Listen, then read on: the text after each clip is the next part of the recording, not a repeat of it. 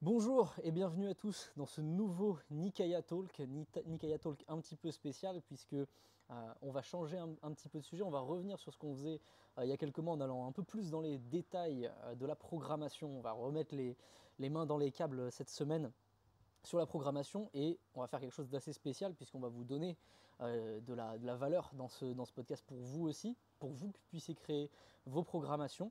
Le principe, on va construire ma préparation pour les WRPF Espagne en octobre ensemble, donc on va construire tout un macro cible ensemble. On va prendre les informations de base, on va essayer de construire le macro-cycle, donc l'ensemble des blocs qui vont constituer notre préparation, et ensuite construire le premier bloc en live. Donc avec ça, vous avez dans la description un onglet Notion, un document lié, que vous allez pouvoir utiliser, que vous allez pouvoir prendre pour vous-même, et construire votre programmation à l'aide de ce question-réponse, de ces tableaux interactifs qui vont vous permettre du coup de créer votre programmation. Donc si ça peut vous aider, c'est tant mieux. Bon, ça nous a demandé un peu plus de préparation qu'habituellement. On lance la caméra, on est un peu plus freestyle. Là, on vous donne de la valeur directement. Donc, n'hésitez pas, si vous êtes content d'avoir ce genre de contenu, ce genre de valeur ajoutée, vous vous abonnez, vous likez, vous commentez la page YouTube Nikaya Powerlifting et vous n'hésitez pas, si vous êtes intéressé par notre approche, par un coaching, évidemment, vous nous contactez directement sur Instagram. Vous pouvez consulter les prix sur le site internet et vous pouvez aussi consulter le merch sur internet, les t-shirts et même les pulls. Voilà, j'ai speedrun un peu l'intro. Comment vas-tu, Johan? Je suis en pleine forme, et toi? Bah écoute, impeccable, hein. Je suis en déplacement et tout, c'est très très cool. Toujours en Estonie, mais voilà. Bon, Johan, déjà, c'est mon coach. Déjà, il faudrait cadrer ça pour cette préparation. Ça va être mon coach. Ce qui est important à cadrer, puisque c'est pas moi qui vais intervenir dans non, je veux ça, je veux pas ça. Par contre, vous allez voir que la démarche coach-athlète, elle est forcément interactive. On a besoin de données qui émanent de l'athlète, même de comment il construit son identité d'athlète, son niveau, comment il le perçoit. Ça, c'est des données qui vont donner potentiellement soit un décalage, soit qui vont voilà, mettre le coach un petit peu plus dans la tête de l'athlète. Donc pour cette construction-là, ce n'est pas moi qui fais les choix finaux. Effectivement, mon rôle de coach me voilà, je peux me permettre de faire des recommandations, des choses comme ça, des choses que je connais sur moi à force d'avoir été coaché, à force de me coacher aussi seul. Mais ça va être Yohan qui va me coacher, comme il m'a coaché pour l'année précédente, toute la préparation 66 de l'année précédente. Est-ce que ça t'avait plu de me coacher? Oula, t'étais le meilleur Ah ouais, d'entre tous ceux que j'ai eu. ah ouais, j'étais le meilleur. Mais Non, tu te fous de ma gueule, j'étais une plus nul, ouais. ce qu'il faut préciser, c'est que cette dynamique-là, vraiment d'échange, j'ai envie de dire presque à 50-50, elle est faisable que si en face de vous, vous avez un athlète qui a de l'expérience, qui a des repères théoriques sur la programmation et la planification de l'entraînement. Ce que je veux dire, c'est que si vous avez 6 mois de force athlétique dans les pattes, commencez pas à vouloir tout manipuler sur la programmation de votre coach. C'est pas du tout ça l'idée. Ah bah ça, enfin, je veux dire, c'est quelque chose qu'on voit souvent. Soit on a des athlètes qui veulent absolument tout déléguer au coach, ils veulent vraiment poser le cerveau, le donner au coach, et c'est pas forcément toujours bien non plus. Soit il y a des athlètes qui veulent intervenir. Moi, on accueille évidemment toujours les retours des athlètes, et c'est super cool que les athlètes aussi en apprennent un petit peu plus et échangent avec nous. Maintenant, effectivement, il ne faut pas imposer son modèle de pensée à un coach. Juste, tu as lancé ton Audacity? Oui. Ok, c'est bon, je vérifiais. Ok, donc on va mettre un petit peu de contexte. Donc moi je prépare les WRPF Espagne, donc à l'Arnold Classique hein, au final, en octobre 2024. Donc on est le 17 juillet à l'heure où on parle, on a déjà attaqué la programmation, mais on a attaqué du coup la préparation le 10 juillet. Ça nous laisse 3 bons blocs de préparation. Donc déjà, la première chose à mettre en avant, c'est que quand vous préparez du coup une préparation en elle-même, il y a des notions de temporalité. Okay, quand est-ce qu'elle est l'échéance? S'il n'y a pas d'échéance, quels sont les objectifs? Est-ce qu'on peut lancer une phase spécifique, pas spécifique? Bref, il faut cadrer une temporalité quand on se prépare. C'est pas nécessaire tout le temps d'avoir un macro-cycle extrêmement déterminé. Bah voilà, on se lance dans 4 mois de temps. Hein. L'idée, c'était pas non plus de tomber dans les travers potentiellement de la périodisation un peu à l'excès comme on a pu avoir avant ancienne école.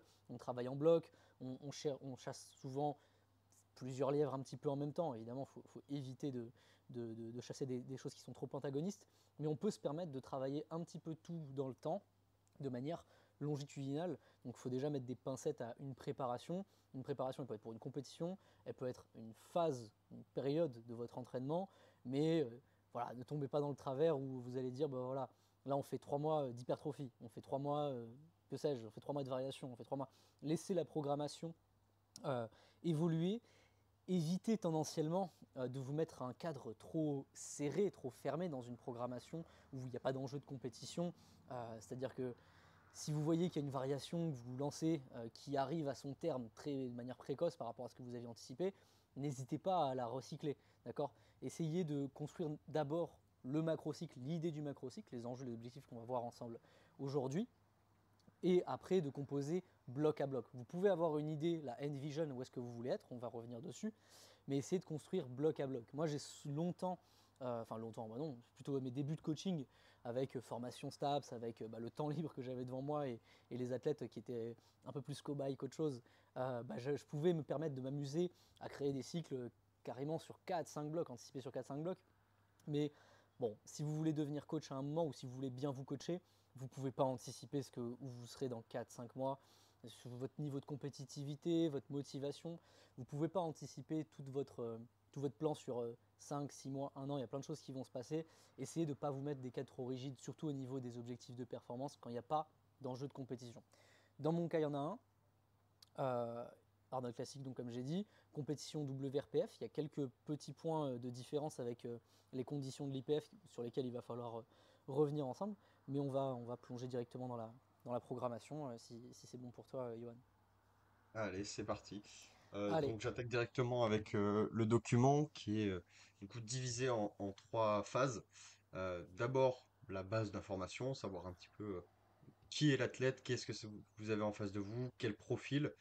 Ensuite, on a la construction du macrocycle. Donc comme Andrea vient un petit peu d'en parler, là le but c'est d'avoir des lignes de conduite pendant toute la préparation. Le but c'est vraiment pas d'entrer dans la programmation à ce moment-là.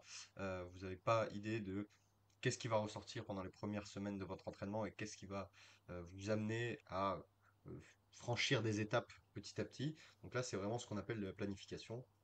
Avoir un grand objectif général, la compétition, peut-être des chiffres, peut-être euh, des indicateurs, on va dire, d'état de forme plutôt qui vont vous guider. Et après, le but, ça va être de diviser ça en sous-objectifs qu'on va venir un petit peu cocher au fur et à mesure. De dire, bon, bah, là, on a coché ça, on peut passer à la prochaine étape, ou alors il nous faut un peu plus de temps de développement, ou on s'est trompé de chemin, peu importe. Et la dernière étape, donc c'est vraiment de la programmation entre guillemets pure, c'est la construction du premier bloc. Vraiment, qu'est-ce qu'on va mettre dedans en termes de format, en termes de fréquence, en termes d'intensité, de volume, etc. Donc on va attaquer directement avec ouais, je la vais même rajouter partie ouais, information. la base Ouais, d'information. Pour moi, c'est presque le centre névralgique des affaires hein, pour construire une préparation. Euh, on a différents profils d'athlètes et de personnes qui ont ouais, on va dire, des affinités différentes. Il y a des gens qui sont très forts à faire de la programmation pure et dure, peut-être qu'ils sont un peu moins forts pour voir les grandes lignes et avoir la bigger picture en tête. Il y a des gens qui vont être très bons pour avoir les grandes dynamiques, donc tout ce qu'on va voir dans la base d'information, mais qui seront un petit peu moins bons dans la programmation pure et dure. Tout le monde va en apprendre sur cet épisode. Tout le monde aura forcément des petits points qu'on a abordés, parce qu'on a beaucoup détaillé, donc il y a forcément des points que vous n'avez pas forcément tout le temps en tête. Moi, de mon côté, en tant que coach, vraiment la base pure et dure d'information, c'est-à-dire qui est l'athlète de base, quelle est son expérience, ensuite qu'est-ce qu'il a fait ces 3 derniers mois, où est-ce qu'il veut être les 3 prochains mois.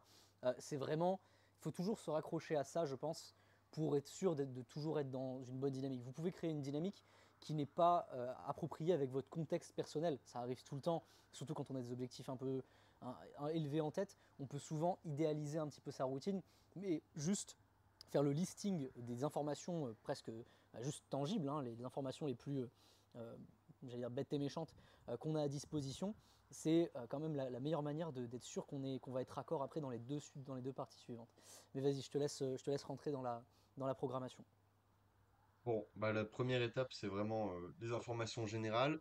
Là, l'idée, c'est vraiment de vous faire une idée de qui est-ce que vous avez en face de vous. Donc on a la taille, le poids, évidemment, euh, pour une vision à court terme pour la préparation de votre compétition, de votre échéance, ou à plus long terme, qu'est-ce qui va se passer après cette compétition? Est-ce qu'on va monter d'une catégorie, descendre? Voilà, quelle dynamique on va engendrer? Est-ce qu'on doit améliorer juste notre composition corporelle? Il y a plein de choses sur lesquelles vous pouvez jouer. Et surtout, les deux critères, les deux derniers critères des informations, c'est l'expérience en force athlétique et l'expérience dans une autre discipline. Là, c'est vraiment l'idée du sportif que vous avez en face de vous. Et vous pouvez déjà avoir des pistes de travail à partir de ce moment-là.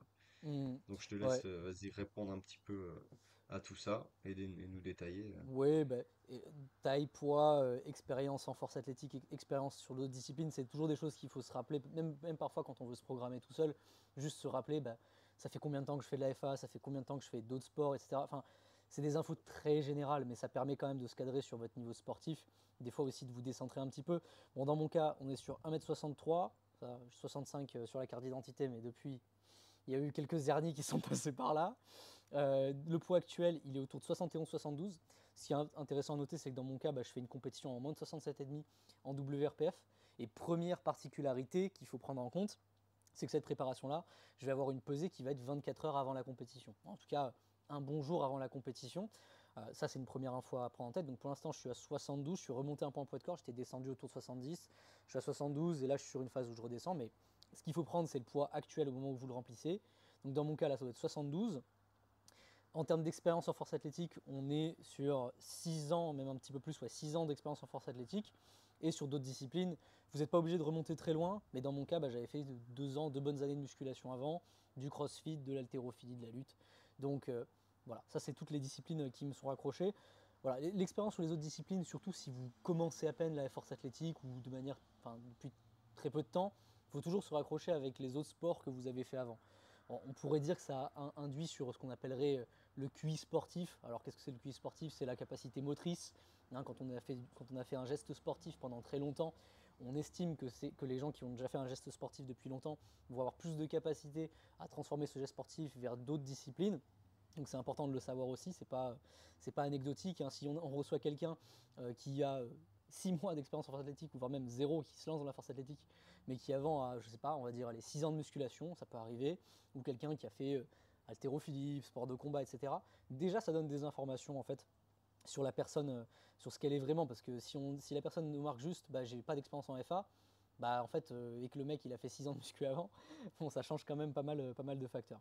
Donc dans mon cas, j'ai toutes ces disciplines qui ont été faites avant, et j'ai surtout 6 grosses années d'expérience en force athlétique. Vas-y, tu peux Ouais, poursuivre. l'expérience, en fait, dans une autre discipline, ça va déterminer un petit peu vos préférences motrices. C'est-à-dire que pendant Hmm. des mois, des années, vous avez bougé d'une certaine façon, entraîné certaines parties de mouvement, des sauts, des coups de pied, des coups de poing, que sais-je. Et donc, vous répondez à un type de stimulus particulier.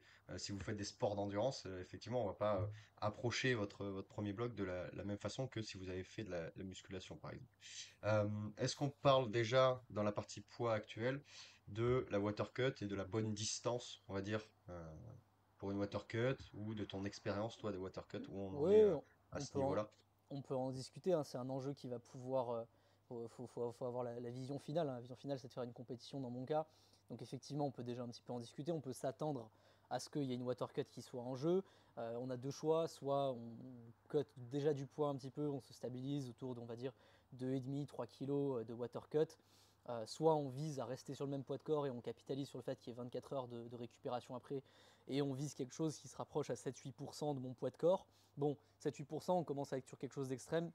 Je vous invite à pas tenter ça en IPF où vous avez 2-3 heures pour refeed. Hein, ça peut être assez dangereux. Enfin, dangereux, juste pas bon pour vos performances et en plus de ça, dangereux. Là, évidemment, je parle pour les gens qui sont compétiteurs, qui jouent un enjeu, hein, parce que si vous avez vraiment aucun enjeu à la compète, la water cut, à moins qu'il y ait vraiment un petit kilo et que mentalement vous avez besoin de savoir ça potentiellement. Mais là, dans mon cas, on serait, si je devais coter depuis ce poids-là, on serait sur 4,5 kg, on serait sur 7%, je crois, du mon poids de corps. Bon, moi personnellement, j'ai déjà de l'expérience avec les water cuts, je sais comment les faire, je sais que je réagis bien, mais je sais aussi que bah, quand on se rapproche des zones critiques, entre 7 et 10% de mon poids de corps, bah, je réagis mal, j'ai des crampes, j'ai un passif d'élongation sur les stabilisateurs, etc. Bon, ça c'est des infos que je sais, qu'on va détailler un peu plus tard, mais bon, dans mon cas, effectivement, peut-être je pense stabiliser le poids de corps à 70, ce serait une zone assez safe en réalité. Ok.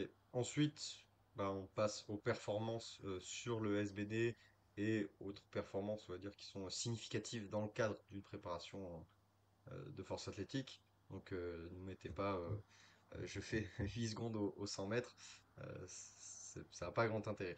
Maintenant, surtout, ce qui nous intéresse, c'est pas tant le chiffre en lui-même pour établir la programmation en pourcentage, c'est plutôt de faire un historique euh, de l'évolution de ces ARM euh, et de voir un petit peu les conditions dans lesquelles les meilleurs ARM ont été établis, la catégorie, la temporalité, est-ce que c'était dans quel type d'environnement, une compétition, un entraînement, etc. Donc Ouais. c'est plutôt ça qui nous importe. Ouais, là on est sur l'onglet performance SBD. On a deux lignes, les performances les plus récentes, puisque si on veut faire une bonne préparation, il faut se baser sur les performances les plus récentes. Mais si on veut avoir une vue longitudinale de l'athlète, s'il a de l'expérience, on peut aller checker du côté des 1RM all time, c'est-à-dire qui ont de tout temps, les plus grosses charges qui ont été réalisées. Euh, Effectivement, il serait bon de rajouter au moins bah, la condition en fait, hein, c'est est-ce que c'était une compétition ou pas. Dans mon cas, pour les 1RM all time, on est sur 200, alors en compétition, on est sur 258 au squat, 165 au développé couché et 262,5 au soulevé de terre. On est sur des dates qui sont un peu différentes parce que le 262 a été réalisé euh, il y a longtemps, en 2021. Par contre, je fais régulièrement des 260 sur mes différentes prépas. Euh, donc ça, c'est bon à savoir. Les catégories dans lesquelles j'ai réalisé toutes ces performances-là, c'est en moins de 74. Donc là, je suis en moins de 67,5. J'ai déjà fait une année de compétition en moins de 66 kg, avec des performances qui sont un petit peu différentes. Dans mon cas, les 1RM sur lesquels il faut se baser au moment où on parle, c'est les plus récentes. Et dans mon cas, on arrive sur un an et demi de césure de force athlétique, un petit peu de squat par-ci par-là, mais beaucoup de césure. Donc les performances les plus récentes que j'ai, bah, on les a screenés une semaine avant le début de la préparation. Donc au squat, on serait sur un 240 kg. Il peut être extrapolable puisqu'on est sur un RPE autour de 8, mais on va se baser sur ce chiffre-là par précaution, hein, puisque un RM fait sur une base où on n'est pas fatigué, juste comme ça, out of the blue, avec de la fatigue en plus, on ne sait pas ce que ça peut donner. Donc prenons un petit peu voilà, de précaution. On va se baser sur 240 kg au squat. Au soulevé de terre, on va se baser sur 250 kg, puisque c'est la performance que j'ai réalisée. Sur deadlift bar, hein, ça c'est une différence aussi, puisque c'est la deuxième différence en WRPF, c'est que je vais faire face à des barres de spécialité, que ce soit sur le squat ou sur le soulevé de terre. Soulevé de terre, on sera sur une barre qui tord beaucoup, hein, qui a du slack. Vous l'avez, ceux les plus récents, vous les avez forcément déjà vus sur les réseaux, et ceux qui sont initiés, vous savez ce que c'est. Et au squat, on est aussi sur une squat bar. On va revenir dessus plus tard, mais ça peut emmener certaines modifications. La différence, c'est sur le développé couché, où je n'ai très peu de données. La seule donnée que je peux mettre dans le tableau, c'est un 150 kg réalisé en close grip il y a de ça 3 mois, comme ça, sans préparation ni rien, donc ça c'était plutôt cool. Cependant, à l'heure actuelle, mes pecs sont extrêmement instables, surtout mon avant d'épaule extrêmement instable. Il y a beaucoup de douleurs et je n'ai même pas pu tester de 1RM. Donc il faut faire un petit peu un entre-deux avec tout ça. Là, comme ça, j'aurais tendance à noter 130 kg. C'est des charges que je peux faire aller une fois par mois quand je me lance sur des développés couchés. Je peux faire plus, hein, si je fais du 1RM sur 100 kg, je peux faire plus d'une dizaine de répétitions, ce qui nous donne forcément un ERM au-dessus de 130. Par contre, est-ce que j'ai la résilience 2? C'est un peu plus compliqué. Mais en tout cas, pour ce qui est du bench, on peut se baser entre 150 kg close grip et 100 kg. Donc bon, je ne suis pas le meilleur exemple, mais voilà. Toutes ces performances, elles ont été réalisées autour de 70 kg de poids de corps. Donc ça, c'est plutôt l'avantage, hein. J'ai remonté en poids de corps, mais toutes ces perfs-là ont été réalisées à plus ou moins 70 kg de poids de corps. Et il y a 2 semaines, du coup, donc très récemment. Voilà. On peut noter dans l'onglet autres performances, c'est-à-dire variation, mon close grip à 150 et se baser sur un bench à 130 pour la performance les plus récentes. Ok, découle de toutes ces questions et de ton activité récente, le niveau de fitness, donc qui est le prochain tableau à remplir. Donc là, c'est un aspect un petit peu plus général de ton entraînement sportif. Donc on va prendre en compte le degré de spécificité à l'entraînement, à quel point tu utilises le SBD à l'entraînement, à quel point tu t'entraînes sur une fourchette de répétition basse, intense. Euh, Ensuite, on va regarder les exercices d'assistance. Est-ce que tu continues à t'entraîner en type musculation, donc Il y a des aussi les choses assez variations proches, hein, du avant CrossFit. ça aussi. Oui, il y a les variations du SBD aussi, mais je les englobe un petit peu avec les exercices d'assistance. Donc, dans quelle Ok. famille de sport tu te situes? Est-ce que tu fais essentiellement du powerlifting, powerbuilding avec des variations autour du SBD, ou est-ce que tu pars vers l'haltéro, le CrossFit, voilà, toutes ces disciplines associées. Ensuite, on a la place du cardio dans ton activité ces derniers mois et le niveau de NEAT, donc le niveau d'activité hors entraînement en général. Est-ce que tu es quelqu'un qui passe beaucoup de temps debout, qui marche beaucoup, ou au contraire, plutôt sédentaire avec un boulot assis derrière un ordinateur? Ça c'est à prendre en compte. Et enfin, des disciplines sportives qui sont totalement autres. Donc, au-delà du champ de la musculation et en dehors de ce qu'on pourrait appeler le cardio classique. Donc, ça peut être, je sais pas moi, du tennis, de la natation, peu importe. Ouais. Tout ceci va constituer votre niveau de fitness. Donc là, ce qui nous intéresse, c'est d'aller screener la capacité à soutenir l'entraînement. Au final, hein, on veut savoir si votre niveau de fitness général il est bon, est-ce que votre niveau de fitness spécifique il est bon, pour pouvoir créer une programmation qui est accommodante. Dans mon cas, on va voir, hein, dans mon cas, j'ai un très faible degré de spécificité dans mon entraînement, peu de présence de SBD, que ce soit variation ou que ce soit de compétition en amont. Hein. J'étais sur 1 an et demi de boxe, haltéro, musculation.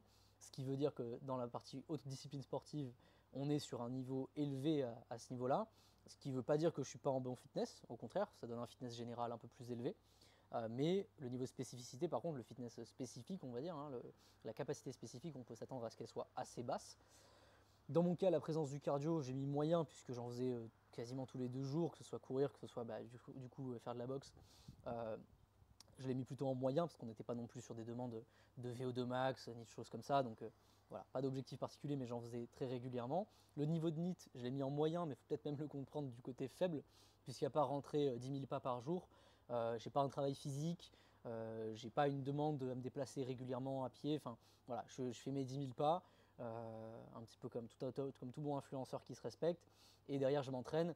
On pourrait presque, si je m'entraînais pas 2 fois par jour par avant, on pourrait presque me mettre dans ce qu'on appellerait le syndrome, la catégorie du sportif sédentaire. Et surtout de la personne qui fait de la musculation et qui est très sédentaire. Parce qu'au final, à part l'heure et demie, les 2 heures que vous allez accorder à votre pratique qui est très statique en musculation, bah, en dehors de ça, il n'y a pas beaucoup de dépenses. C'est un syndrome qui peut être mauvais, donc un vrai syndrome chez les personnes qui s'entraînent, notamment en musculation, en force athlétique, d'avoir très peu de dépenses derrière, parce que le reste des dépenses, c'est quand même ce qui va permettre de constituer aussi votre récupération. Donc s'il y a une position de station assise prolongée, etc., qu'il n'y a pas beaucoup de NIT, qu'il n'y a pas beaucoup de cardio, bref, qu'il n'y a pas grand-chose d'autre à part votre pratique spécifique, on peut dire que le niveau de fitness général, il peut être un petit peu plus bas. Donc dans mon cas, on était donc sur un niveau élevé d'exercice d'assistance, comme je l'ai dit, beaucoup de musculation aussi. Moi, en tant que coach, là, de ce que je verrai, bah, je verrai forcément quelqu'un qui a un bon niveau de fitness général, un niveau de fitness spécifique, une capacité de travail spécifique, par contre, qui est, je sais pas, tu dirais quoi, te proche du zéro ou Qui pas? est, ouais, non, vu Ouais. l'historique de toute l'utilisation des assistances, c'est quelqu'un qui va rapidement revenir sur un degré de spécificité, une tolérance de l'exercice au SBD qui va être élevé assez rapidement. Mais moi, je pense qu'il faut juste la reconstruire et la relancer. Hmm. Ouais, moi je suis assez d'accord avec toi et surtout que faut pas oublier la première donnée que je donne, c'est 6 ans d'expérience en force athlétique. Quelqu'un qui fait 6 ans d'expérience et de compétition en force athlétique, quoi qu'il arrive, même s'il s'éloigne vraiment de sa pratique, je suis d'accord avec toi, ça va pas mettre beaucoup de temps avant de revenir à un niveau, allez, on va dire à 90-92% de l'exécution. Et on l'a vu de mon côté où j'ai testé mes plus ou moins E1RM, donc 1RM extrapolé sur du RPE8. Bah en fait, en 66, je valais 2,50 au squat. Là, je réalise un 2,40 qui monte sur un bon RPE8, en tout cas en termes de vitesse. On est sur un soulevé de terre à 2,50 qui concrètement c'est mon meilleur niveau en préparation, c'est toujours entre 2,50 et 2,60. Il n'y a que le développé couché où il y a des problématiques différentes. Mais sinon, on le voit, longue expérience, continuité de l'entraînement, même sur des choses qui sont éloignées, tant qu'il n'y a pas de grosses déperditions, par exemple de poids de corps, ou vraiment un trop grand écart entre les disciplines pratiquées, normalement, revenir à un bon niveau d'exécution, on va dire autour de 90%, 80% du 1RM, dans beaucoup de cas, ça va être assez rapide de le refaire. Moi, je l'ai vu, hein, j'ai juste testé des 1RM qui sortent de nulle part, hein, je ne me suis pas spécialement entraîné avant, et je remonte sur un 2,40 au squat. Ça, c'est toujours, je pense qu'il n'y a pas un seul podcast où on n'a pas rappelé cette notion-là, mais c'est que la force, c'est une qualité long terme. Encore plus quand on parle de force pure en force athlétique, c'est une qualité qui s'apprécie dans le temps.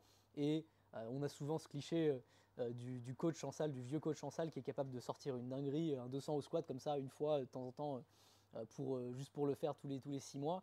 Et il le fera toujours parce qu'il y a cette expérience avant, il y a cette mémoire musculaire, cette mémoire tendineuse, cette innervation, cette spécification du système nerveux qui fait qu'on arrive à un niveau d'exécution qui est toujours assez haut sur une échelle de 0 à 100 pourcentage.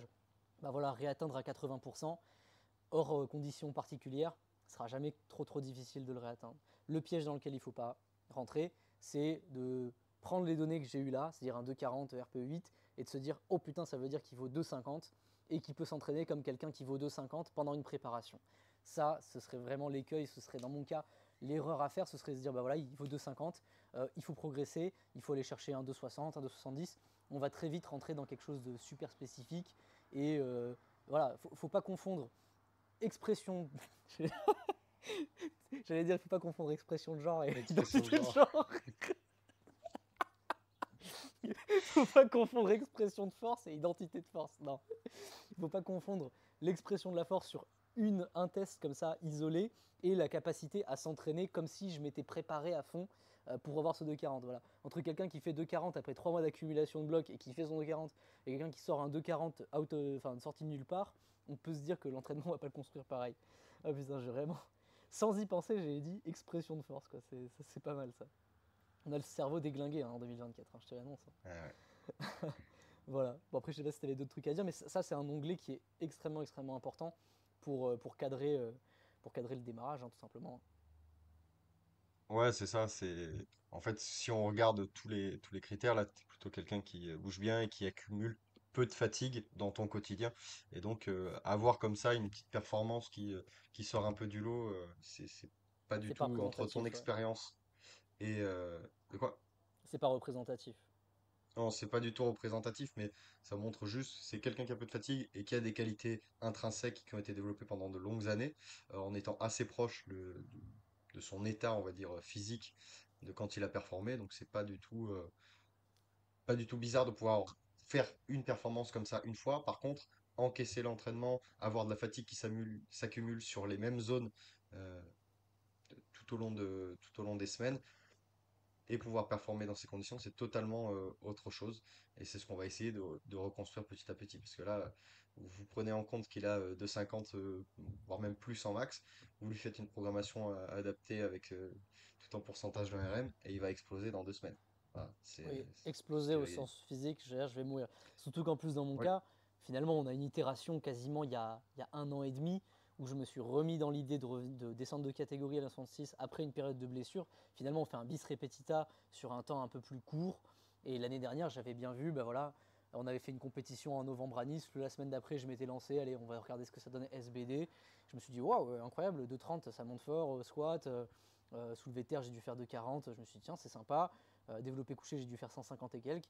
Mais derrière, je pense que les blocs qui ont suivi après, ils ont été un petit peu trop demandants, notamment du côté du volume à haute intensité. Hein, c'est là où vous allez potentiellement vous péter la gueule. C'est si vous mettez vos straight sets, hein, vos 4, 5, 6 fois 2, 3, 4, etc., sur ce E1RM que vous pensez avoir pu avoir sur cette seule expression que vous avez eue, si vous vous basez tout là-dessus, vous vous trompez. Vous n'avez pas le niveau de préparation nécessaire. Quoi. Enfin voilà. Prochain tableau. yes, bah, le prochain tableau, là, c'est vraiment la partie calendaire du truc. Donc, les échéances récentes, plutôt dans le passé, qu'est-ce que, quelle activité tu as eu au niveau compétitif ces 6 derniers mois, cette dernière année? Voilà, faire un petit bilan. Et à venir, donc là, ça va être le WRPF Espagne. Du coup, peu près le 13 octobre. Mhm. Voilà, donc il n'y a pas grand-chose à dire. De ton côté, t'as pas eu de compétition depuis plus d'1 an. Donc c'était les Mhm. championnats de France junior en avril, il me semble, 2023. Donc voilà, c'est totalement vierge à ce niveau-là. Ouais. Donc on va passer directement aux objectifs. Donc là, vous avez un outil d'établissement Bah d'objectifs attends, qui est... les échéances ouais, prochaines, du coup j'ai une échéance prochaine dans 3 mois qui sont les ouais, WRPF. Juste un point sur, sur la compétition, même si là cette construction de préparation, elle est viable que vous ayez une compétition ou pas, vous pouvez l'utiliser dans tous les cas. Donc screenez, si vous êtes un compétiteur très actif, screenez les dernières échéances, vous rappelez ce qu'elles ont donné, les dates, les performances, les résultats que vous avez eus et juste faire un suivi longitudinal dessus, c'est assez important. Dans mon cas, il n'y a rien, donc forcément, il n'y a rien à en tirer. Mais dans votre cas, ou dans le cas de quelqu'un d'autre potentiellement, s'il y a eu 3 compétitions les 6 derniers mois et que dans 6 mois après, il y a une nouvelle compétition, ça reste une info à prendre en compte. Mais vas-y, enchaîne. donc je disais l'établissement d'objectifs, donc on vous a mis un outil qui est l'outil SMART qui est issu de la préparation mentale, mais qui peut tout à fait s'adapter à tout type d'objectifs, notamment objectifs physiques. Bref, donc vous avez plusieurs critères. Donc SMART, ça veut dire spécifique, mesurable, Atteignable, atteignable, réaliste réaliste. et temporel.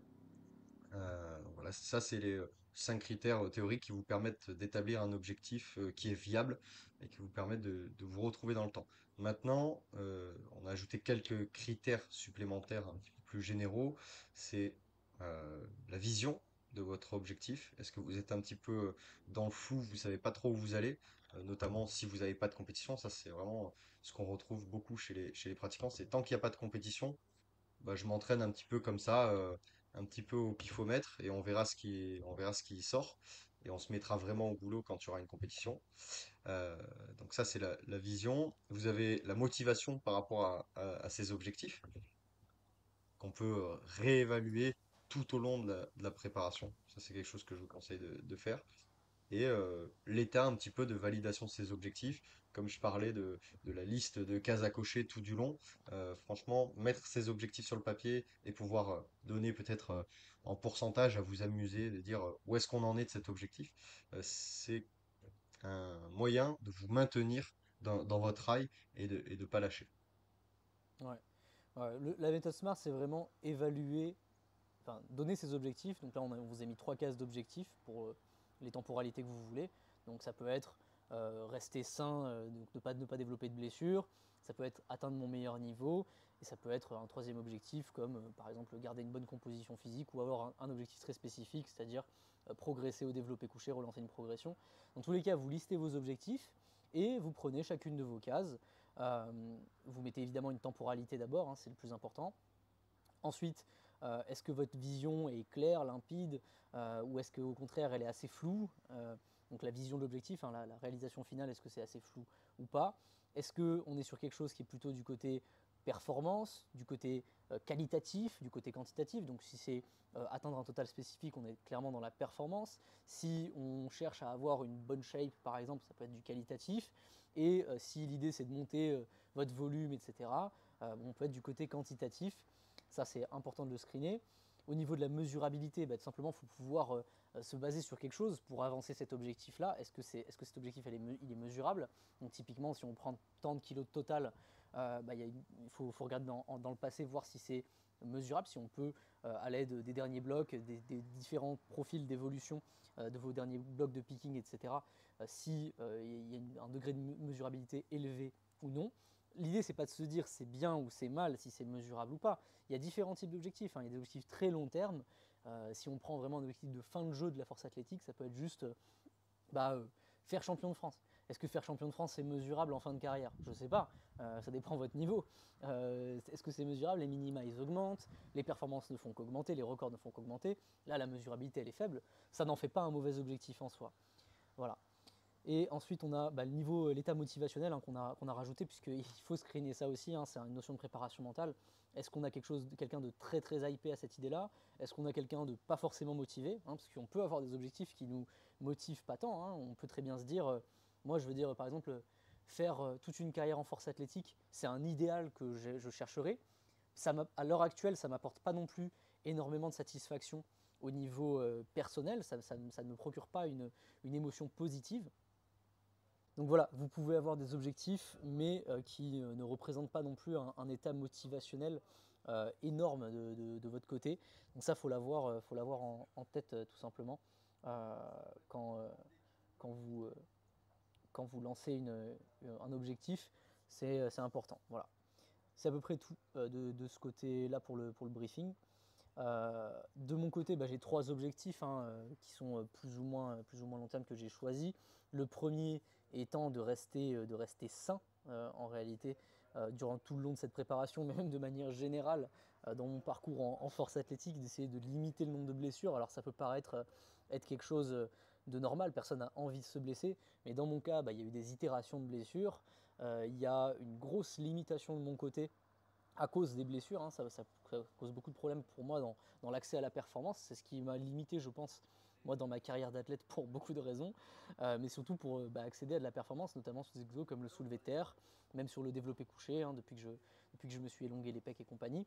Donc c'est le premier objectif, ok. C'est le premier objectif pour moi, c'est de rester sain. Le deuxième objectif, lui, il va être de performer à mon maximum. Donc déjà, on peut voir que il y a des objectifs qui peuvent être contradictoires. C'est pas grave, c'est normal. Il faut prendre vraiment ces objectifs un à un. Ça ne veut pas dire qu'il faut les modifier pour qu'ils rentrent dans certaines cases. Mais mon deuxième objectif, au moins sur cette prépa ou dans les mois qui vont suivre, la temporalité elle est sur soit octobre, soit sur 6 mois, on va dire, d'atteindre mon meilleur niveau, voire même de le dépasser. Ok, donc ça c'est un point important. C'est sur les mêmes temporalités, mais les deux objectifs peuvent être un petit peu antagonistes. Et le troisième objectif, il est assez simple. C'est un objectif plus généraliste, mais c'est au niveau de ma carrière de force athlétique, ce serait atteindre les 700 total en moins de 67,5 ou moins de 66. Bon, ça peut être quelque chose qui peut être réalisé en octobre. Je ne me mets pas de pression dessus pour le réaliser en octobre, ça fait beaucoup. Ouais, tu fais une drôle de tête. Ça fait beaucoup, mais ça reste quand même un objectif que j'ai en tête. 700 kg sur un poids de corps en dessous de 70 kg, 10 fois poids du corps globalement. Ça reste un gros objectif de carrière. Là, ici, la temporalité, elle est assez floue. Mais voilà, donc pour rentrer dans les détails, au niveau du premier objectif, c'est-à-dire de rester sain, la vision, elle est assez claire puisque je sais comment je me blesse. Pour la plupart des blessures que j'ai, je sais comment je me blesse, je sais ce sont les facteurs à risque. Donc dans mon cas, la vision, elle est assez limpide là-dessus. La spécificité, on est sur quelque chose d'assez qualitatif en réalité, c'est garder un bon niveau d'être sain, tout simplement. La mesurabilité, on peut pas elle est très mesurable, la douleur, on sait comment ça agit, donc on peut dire que c'est mesurable. De là à dire que c'est clair comme de l'eau de source, pas forcément, surtout quand on se prépare à des compétitions, mais la mesurabilité, au moins, elle existe pour la douleur. On peut évaluer la douleur au fur et à mesure du temps. L'atteignabilité, là, on est sur une notion soit c'est acceptable, soit c'est approprié, soit c'est attirant, soit c'est ambitieux. Dans mon cas, là, comme ça, j'aurais tendance à dire que c'est presque plus attirant que approprié ou acceptable. C'est sûrement un peu tout ça en même temps, mais dans mon cas, c'est même plus attirant. C'est-à-dire que ça fait tellement longtemps que je m'entraîne avec des douleurs, des blessures qui reviennent, que là, j'ai vraiment un attrait, de la motivation, j'ai presque envie de dire, à m'entraîner sans douleur, quoi. Donc, on est sur un objectif plutôt attirant de mon côté. Et ensuite, en termes de réalisme, je dirais qu'on est sur un 50-50. C'est pas un challenge non plus, ça pourra l'être, mais on n'est pas sur quelque chose d'extrêmement facile à réaliser non plus, surtout au vu des conditions dans lesquelles je suis. Et en niveau motivation, là on est sur une énorme motivation, donc je suis prêt à mettre tout ce qui est en place pour que ce soit fait.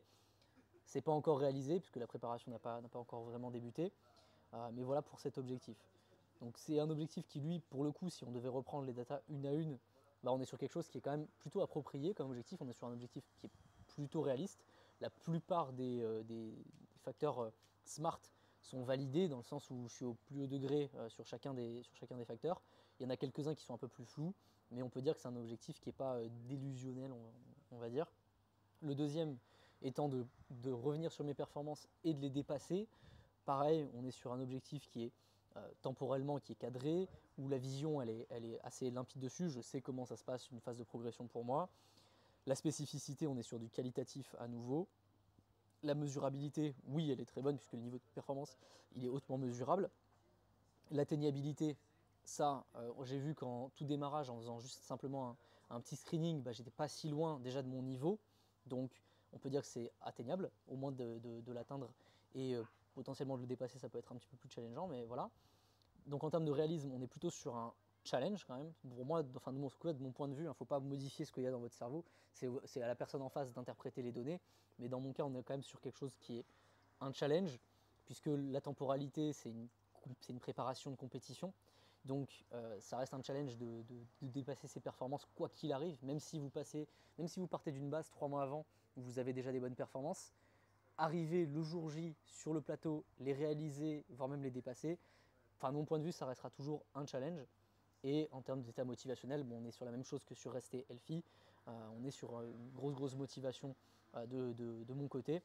Donc on est sur des facteurs assez clairs, on va dire, pour les deux objectifs principaux, qui sont les plus importants là, à screener ici. T'en penses quoi un petit peu de ce résultat smart de mon côté? Non, je pense que c'est tout à fait cohérent. Euh, ouais, je dirais un petit point quand même sur le fait de rester sain, euh, qu'en fait c'est la mesurabilité, elle est euh, isolée, on va dire, sur chacune des douleurs. Par contre, l'objectif, rester sain, lui, il est plus difficilement mesurable.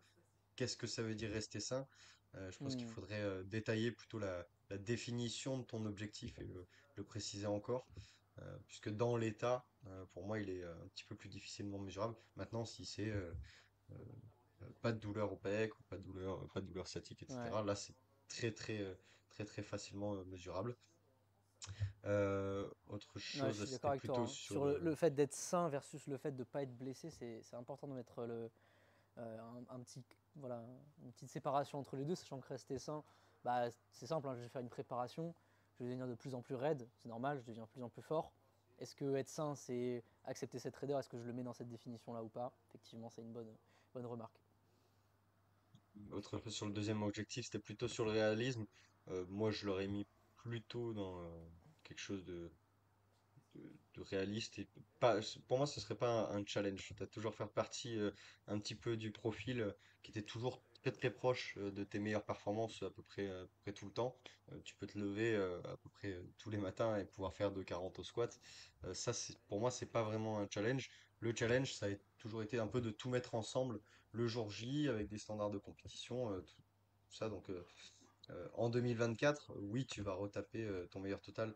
Alors, en 66, c'était 640, donc pour moi, c'est tout à fait possible et envisageable, même peut-être avant la préparation, surtout si on est sur du matériel adapté. Alors après, est-ce que tu mets au même niveau matériel adapté 67,5 avec matériel IPF et Hmm, 66? Ça, c'est une autre question. Enfin, pour moi, c'est pas un challenge. Le challenge, ce serait 10 fois PDC, par exemple, à ouais. 67,5, 675. Là, pour moi, c'est un vrai challenge. Ouais, c'est vrai, c'est vrai. Ouais, je suis OK. Je suis OK. En tout cas, c'était important de remettre en phase les objectifs qui soient plutôt court terme, plutôt long terme. Juste voilà, les réassess, toutes les préparations, remettre à plat ces objectifs, déjà les mettre à jour tout simplement, parce que les objectifs peuvent changer. Voir les objectifs de la préparation d'avant, les objectifs de la préparation d'après, voir si les niveaux sur l'échelle de la méthode SMART, si on est sur quelque chose quand même d'approprié ou non. Et du coup, en parlant de rester sain, ne pas se blesser, prochain tableau du coup. État des lieux, des blessures, douleurs actuelles. Alors, on a déjà divisé en plusieurs catégories de blessures-douleurs. C'est les douleurs musculaires, ok, les douleurs tendineuses, ligamentaires et tout ce qui est attrait plutôt je dirais osseux ou en tout cas capsules, les ménisques, les vertèbres, voilà, toute cette catégorie-là, ça peut être pas mal de déjà les référencer et de bien différencier les types de douleurs, types de blessures, parce qu'elles ont des moyens de traitement qui sont différents. Et la charge que vous allez tolérer sur tel type de douleur peut être complètement différente. Ok, ça, il faut le garder à l'esprit. Ensuite, nous, on a cette classification de douleur versus blessure. Pour nous, c'est vraiment la blessure, c'est quand on a une incapacité à, à faire le mouvement, ou en tout cas à la même intensité que d'habitude. La douleur, c'est juste, voilà, vous avez mal, mais votre capacité à exécuter, elle n'est pas impactée. Ensuite, vous pouvez décrire un petit peu plus votre zone de douleur. Euh, Plus vous donnez de précision, euh, que vous allez être capable d'y remédier? Moi, ce que j'aime bien demander aussi, c'est est-ce qu'il y a de répertorier les mouvements qui aggravent la douleur, les mouvements qui la diminuent.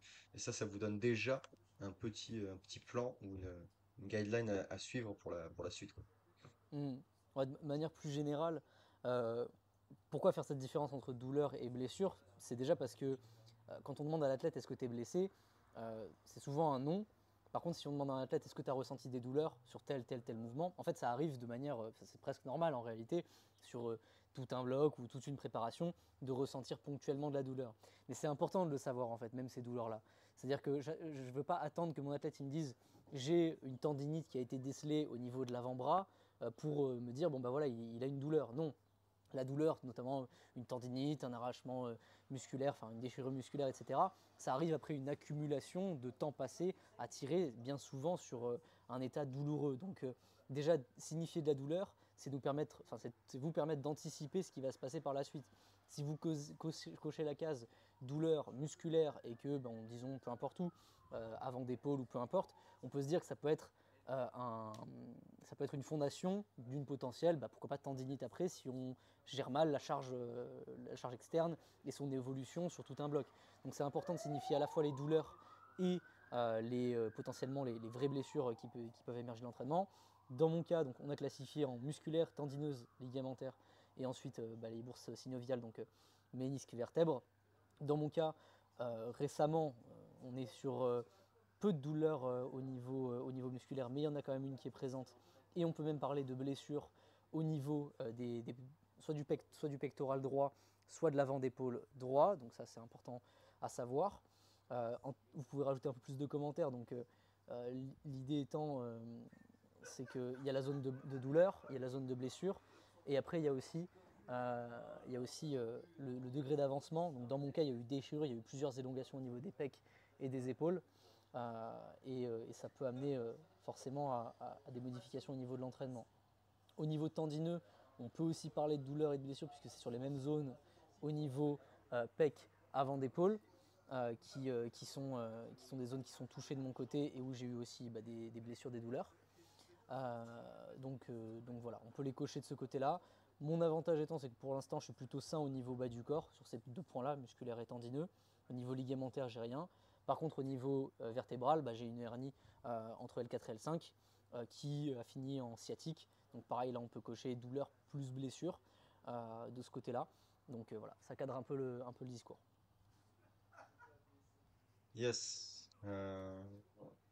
Ensuite, on a vraiment les références d'entraînement. Donc là, on va rentrer dans la partie un petit peu plus données issues de l'entraînement. Donc sur les trois mouvements, elle fait suite à ce que vous avez sur le niveau de fitness, le degré de spécificité, etc. Là, vous allez rentrer dans toutes les métriques euh, sur chaque mouvement. Donc on a le nombre de séries, la fréquence, le rep range que vous utilisez, l'impact de l'intensité max, le time to peak à l'intérieur d'un bloc et le time to peak euh, all time en général. Donc ça, c'est vraiment l'historique de votre entraînement et de toutes les données qui vous ont fait performer ou qui vous font performer au niveau général. C'est pas que l'instant T où vous avez atteint votre meilleur niveau, mais en général, si vous avez enchaîné des compétitions, eu un peu d'expérience, vous avez plus ou moins une formule qui marche plutôt bien avec un nombre de séries, avec une fréquence, avec une rep range particulière sur laquelle vous vous sentez bien et qui vous permet de performer. Vous avez des données sur votre récupération et qu'est-ce que vous fait le fait d'aller à intensité max? Est-ce que vous êtes le genre de lifter qui, après une compète, vous devez avoir une semaine de deload, puis plus de blocs de pivot pour pouvoir vous remettre de cette compétition? Ou est-ce qu'au contraire, vous pouvez enchaîner les barres très très proches de votre 1 RM comme ça et que vous récupérez très bien? Euh, le time to peak inside block, donc c'est vraiment à l'intérieur du bloc, combien de semaines vous allez mettre pour arriver à votre meilleur niveau de performance. Ça va déterminer un petit peu notre temps de bloc. Euh, et ensuite, le time to peak all time, c'est vraiment combien de temps il vous faut sur une préparation pour atteindre votre meilleur niveau, 2 3 4 5 blocs. Euh, Ça, c'est vraiment fort probable que plus vous avancez dans l'entraînement, plus vous êtes expérimenté, plus votre niveau monte, plus vous allez avoir besoin de temps d'accumulation et vous n'allez pas pouvoir faire sauter les PR comme ça à tous les blocs comme ce qui arrive quand on est débutant. Mhm. Ouais, là, on parle vraiment d'une référence pour atteindre un bon niveau d'exécution hein, en termes de performance pure et dure. Donc, il faut se baser sur de l'expérience. Dans mon cas, bah, forcément, j'en ai beaucoup, j'ai beaucoup de repères. J'ai même des repères qui sont anachroniques, hein, qui sont basés sur une période où je pouvais peser 78 kg, d'autres périodes où je pouvais peser 70. Et effectivement, il faut que ce soit accommodant, hein. Si vos références elles sont à un poids de corps qui est plus bas ou plus élevé, il faudra les prendre avec une pincée de sel. Mais à partir du moment où vous avez quelques repères, on est déjà plutôt pas mal pour préparer un bloc d'entraînement.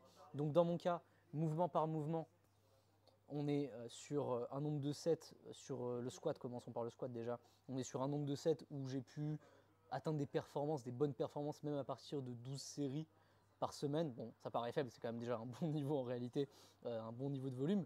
Mais voilà, autour de 12 séries, je sais que je peux performer. J'ai déjà fait plus, voire même beaucoup plus de 5-6 séries au-dessus de ça. J'ai été aussi capable de performer, mais la transformation n'était pas toujours là, c'est-à-dire que bah, les blessures étaient jamais extrêmement loin. Donc c'est à prendre en compte.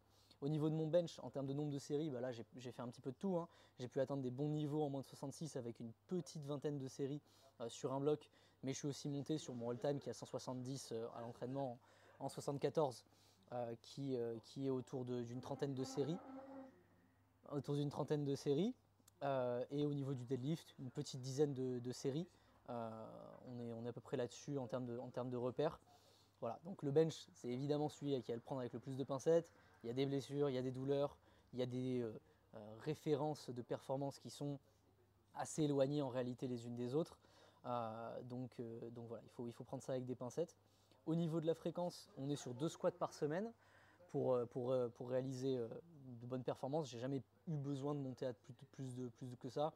Plus que ça a souvent donné d'ailleurs des blessures de mon côté, en tout cas très rapidement. Au niveau du bench, on est sur entre 4 et 5 fréquences pour atteindre un très bon niveau d'exécution. Donc ça, c'est pas des demandes qui sont extrêmes en réalité, c'est quelque chose d'assez usuel. En réalité, avec 4 fréquences, je peux faire le travail, notamment en relation avec le volume, hein, puisqu'il faut toujours corréler la fréquence avec le volume que vous pouvez produire dans l'entraînement. Donc voilà, 4 fréquences, ça peut être suffisant. Et au niveau du deadlift, on est sur 2 fréquences. J'ai même fait des préparations où j'avais qu'une seule fréquence et où ça s'est bien passé. Bon, cependant, l'état après mon picking n'a pas été excellent, donc on peut se baser quand même sur 2 fréquences. En termes de rep range, alors ça c'est assez intéressant hein, du côté des rep range puisque j'ai des repères sur plusieurs catégories.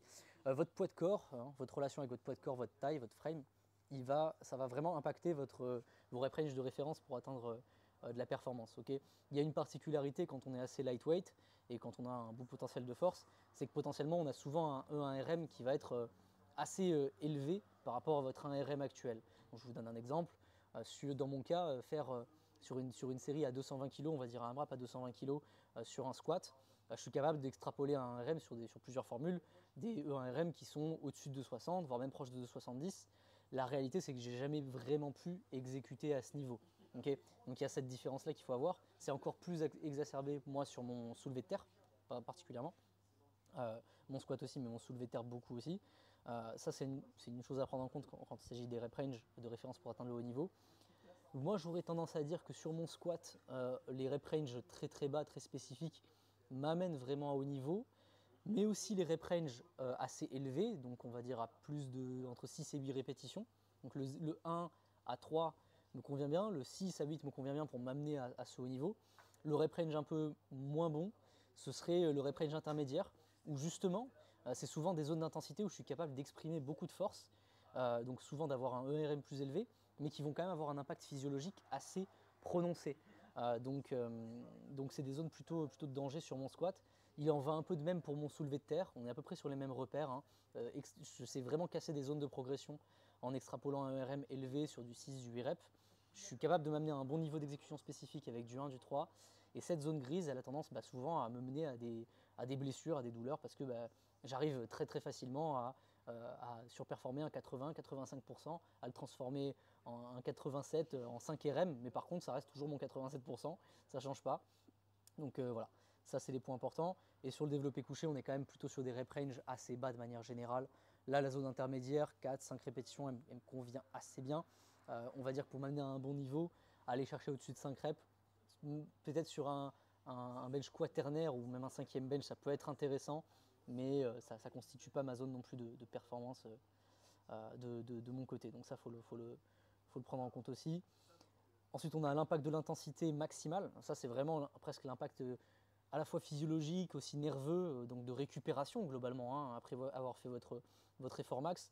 Moi, dans tous les cas, que ce soit sur le squat, le deadlift, un petit peu moins sur le développé couché, mais globalement, on a un gros impact de l'exposition à une intensité maximale. Quand on est maximal, c'est vraiment proche de 100%. Ça a souvent tendance à casser mon pattern après. Ça a souvent tendance à avoir un impact physiologique très très important. Et les deux couplets, donc vraiment sur la récupération musculaire, et les deux couplets font pas très bon ménage si on veut répéter ça de manière récurrente. Donc de ce côté-là, l'intensité est importante. L'intensité maximale, par contre, va avoir un impact plutôt fort sur ces trois mouvements. On va dire moyen fort sur le développé couché, mais plutôt assez fort sur ces trois points-là. Et enfin, en termes de time to peak, alors là, écoute, ça a beaucoup varié. Globalement, à l'intérieur du bloc, j'ai toujours utilisé des voies de programmation qui étaient assez simples de mon côté. J'ai rarement essayé de faire vraiment des grosses dynamiques propres au squat, propres au deadlift, propres au bench, pour des raisons tout simplement d'interférence déjà qu'il peut y avoir entre un squat et un deadlift. C'est assez dur de faire piquer son squat sur 5 semaines, son deadlift sur 4. Il va y avoir des interférences autour de ça. Maintenant, tendanciellement, on est sur 3 à 4 semaines pour atteindre l'intensité maximale. C'est finalement un temps assez réduit. Sur 3 semaines, je peux arriver à mon maximum de ce que je peux exprimer sur un bloc. Ça m'est arrivé pas mal de fois sur une 4e semaine de me péter un petit peu la gueule. Donc on est sur entre 3 et 4 semaines pour s'amener à un vrai niveau de performance. Sur le bench, je prends un peu plus de temps. On est entre 4 et 5 semaines de vrai travail pour être bien sur un bloc et en tirer le maximum. Et en termes de time to peak sur l'ensemble d'une préparation, donc concrètement le nombre de blocs, le nombre de semaines d'accumulation, pour atteindre un bon niveau de performance, autour de 12 semaines sur un squat et un deadlift, c'est largement suffisant. Je peux même atteindre des très bons niveaux sur 8 à 10 semaines. Maintenant, sur un développé couché, ça a beaucoup varié. On est sur au moins 12 semaines pour s'amener à une bonne performance en termes de préparation, quoi. Voilà, Ok, beaucoup d'infos et c'est parfait. sûrement les infos les plus importantes. C'est pour ça que je dis que la base Ouais. d'information, c'est le plus important à prendre en compte. Yes. Encore une fois, tout ça, ça va vous indiquer euh, toutes les doses que vous devez mettre dans votre entraînement. Par contre, là, je pense vraiment au rep range. Ça ne veut pas dire s'il récupère très mal les 4-5 répétitions. Pour autant, ça ne veut pas dire que, ah tiens, c'est un point faible, je vais tout mettre dessus. Évidemment que non. Mais à l'inverse, c'est pas non plus un no man's land auquel il faut jamais mettre les pieds, mais plutôt l'aborder avec prudence, mettre la dose minimale dessus et le faire à un moment donné où vous avez un petit peu de préparation déjà dans les pattes. Donc voilà, c'est une petite précision. Maintenant, on va s'attaquer un petit peu aux points limitants sur chaque mouvement. Alors, on a deux catégories de points limitants, les points physiques, et là-dedans, vous pouvez mettre, c'est plutôt assez varié. Donc, vous avez tout ce qui va être morpho-anatomie, ok, point fort vraiment mécanique. Vous allez avoir tout ce qui est attrait un petit peu aux blessures, ok, blessures, douleurs, et vraiment les performances, hein, vraiment quel mouvement sur lesquels vous avez des facilités ou du coup des difficultés. Et ensuite, vous avez les points techniques. Donc là, voilà, c'est plutôt classique là-dessus. Sur les points techniques, je mettrai aussi tout ce qui est attrait au règlement et les standards de compétition. Euh, Mm. voilà. Dans le cas d'Andrea, c'est vrai qu'il n'y a pas de point technique vraiment limitant. Par contre, je me souviens que pendant la préparation France, il y avait des squats qui étaient un peu hauts. Voilà, il y avait plutôt des choses comme ça. Ouais. En termes de points limitants, il y a aussi les points favorisants évidemment, hein, les points forts, les points faibles. Globalement, les points limitants, ils sont surtout du côté physique, hein, la capacité à encaisser sur du long terme, voire même du court terme, l'entraînement. Donc il y a eu des douleurs, il y a eu des blessures qui ont ponctué toutes mes préparations globalement et qui ont été plus ou moins limitants. Donc c'est vraiment de ce côté-là. Au squat, on peut parler des adducteurs, des ischios qui sont plus trop d'actualité, mais qui ont quand même été un petit problème. Au soulevé de terre, il y avait le pattern de hinge qui était un petit peu mal géré et qui était douloureux tout simplement et qui pouvait affecter. Au bench, il y avait les pecs, les épaules qui pouvaient être touchées un petit peu aussi. Donc ça, c'est tous les points un petit peu compliqué. En termes de points physiques favorisants, bah, concrètement, j'ai plutôt une bonne morphologie, j'ai des points de facilité sur le squat. J'ai une morphologie qui se prête un petit peu à tous les mouvements. C'est pas une morphologie soit très longiligne, soit très bréviligne. Il y a des points un petit peu différents de mon côté. Donc voilà, il y a, il y a un vrai point fort au squat. Il y a un point qui eût été avant un petit peu fort au bench, mais qui l'est moins maintenant du point de vue de mes douleurs. Au soulevé de terre, on est plutôt sur des points limitants que favorisants en termes au global sur le physique.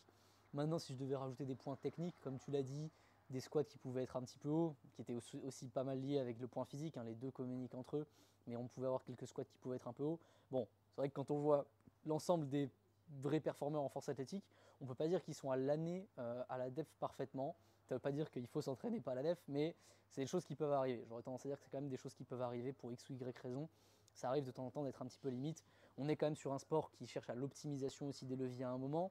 De temps en temps, on peut être sur un range avec le fait qu'on se raidisse, avec l'augmentation des charges. Ça peut arriver très ponctuellement allez, on va dire 5% de l'entraînement, de ne pas être sur des standards parfaits. Moi, j'aurais rajouté la pause au bench, liée à un point physique aussi, mais où j'ai pu être un petit peu mauvais dessus de temps en temps. Bon, sur le soulevé de terre, techniquement, il n'y a pas de très bon côté, mais il n'y a pas de très mauvais côté, mais il n'y a pas non plus de très très bon côté.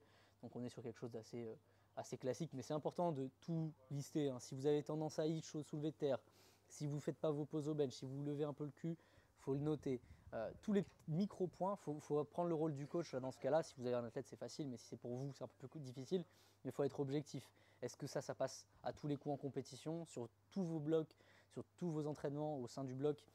Est-ce que tous vos squats, tous vos bench, tous vos deadlifts seraient passés techniquement? Est-ce qu'il y a des points techniques où vous n'êtes pas bon, hein? Ça peut être le cas aussi, ça peut être le démarrage au soulevé de terre, ça peut être le sticking point sur le squat, ça peut être la pause sur le bench. Il faut savoir évaluer aussi les points où vous n'êtes pas forcément bon, mais aussi les points où vous êtes, où c'est validé de votre côté, parce qu'on se concentre toujours sur les trucs où ça ne va pas. C'est normal, il faut regarder cette zone-là, mais il faut aussi regarder les points où vous avez coché votre progression, où vous validez, quoi. Même si c'est juste je suis bon dans les standards, ça reste quand même un bon point. Nombre d'athlètes se ruinent un petit peu en ayant des standards qui peuvent être un petit peu moyens. Donc voilà, c'est à prendre en compte. Mais voilà, pour les points favorisants, les points limitants, c'est important de les noter aussi, hein. Tout ça, ça construit vraiment le cadre de votre préparation. Et ensuite, dernier point sur la base de données, on a Les jours d'entraînement et l'organisation de la semaine d'entraînement. Donc là, il y a plusieurs choses à prendre en compte. Déjà, le calendrier extra-sportif de l'athlète, hein, ça c'est vraiment le point numéro un. Quel temps il a de disponible chaque jour de la semaine pour pouvoir s'entraîner. Et puis, il y a un petit peu la performance intra-semaine et la dynamique qu'on veut un peu insuffler dans la semaine. Donc ça, c'est vraiment si votre athlète il performe mieux en fin de semaine, on va mettre les formats principaux, etc. On y reviendra dans la construction du premier bloc, mais déjà l'avoir un petit peu en tête, c'est le séquençage un petit peu de votre semaine. Mhm, tout à fait. Ouais, dans mon cas, ça va aller assez rapidement. Moi, j'ai des jours d'entraînement, donc on peut les lister le lundi, le mardi, le mercredi, le vendredi, le samedi. Ça, c'est des choses assez basiques. Derrière, en termes d'horaire disponible, on est à peu près tout le temps sur 1h30 à 2 heures. On a le samedi où il y a beaucoup plus de disponibilité, donc tendanciellement, ça influe forcément sur la quantité qu'on va mettre dans une séance, hein. Si on vise à avoir un SBD, par exemple, si on construit un SBD, on va forcément se tourner vers le jour où il y a le plus de disponibilité au niveau horaire. Ce qui est important, c'est potentiellement du coup le niveau d'intensité que vous pouvez avoir sur chaque jour, hein. On a au fur et à mesure du temps, quand on passe du temps à s'entraîner, voire même selon les préparations, selon le roulement, on a des jours cibles où on va être plus ou moins performant, hein. Ça va forcément émaner des préparations d'avant. Moi, dans mon cas, effectivement, j'ai pas de préparation avant, donc je ne peux pas dire que j'ai des jours repères. Mais déjà, on peut se baser sur les jours où j'ai une plage horaire assez importante. Et au fur et à mesure du temps, ces jours-là, je deviendrai de plus en plus meilleur, hein, sur ces jours précisément. Créer un bon entraînement, de la performance, c'est créer des adaptations. Les adaptations, il faut qu'elles soient fixes.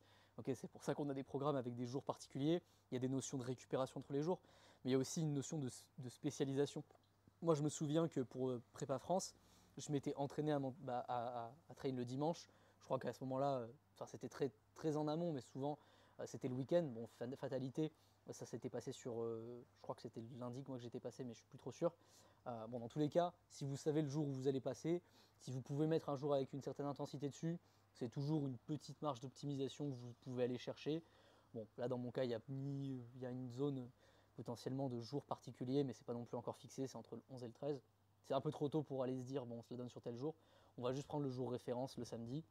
Et concrètement, mes dynamiques, elles ont souvent été assez simples en réalité. Un début de semaine avec une notion de progressivité, on recycle un petit peu la semaine, besoin de reprendre des choses qui sont un peu plus simples à mettre en place en début de semaine, et ensuite en fin de semaine, une possibilité à l'intensité qui va se tourner autour du jeudi, samedi, voilà, des choses assez classiques. Mais il faut comprendre que parfois c'est pas le cas, hein. Quand vous voyez que vous êtes super bon sur un lundi et que vous sentez que c'est le lundi que vous allez bien, ça peut être parce que le week-end vous a permis de récupérer, vous avez un travail qui la semaine vous tabasse un peu la gueule, derrière, si c'est le lundi que vous êtes performant, c'est le lundi que vous êtes performant, capitalisez dessus, quoi.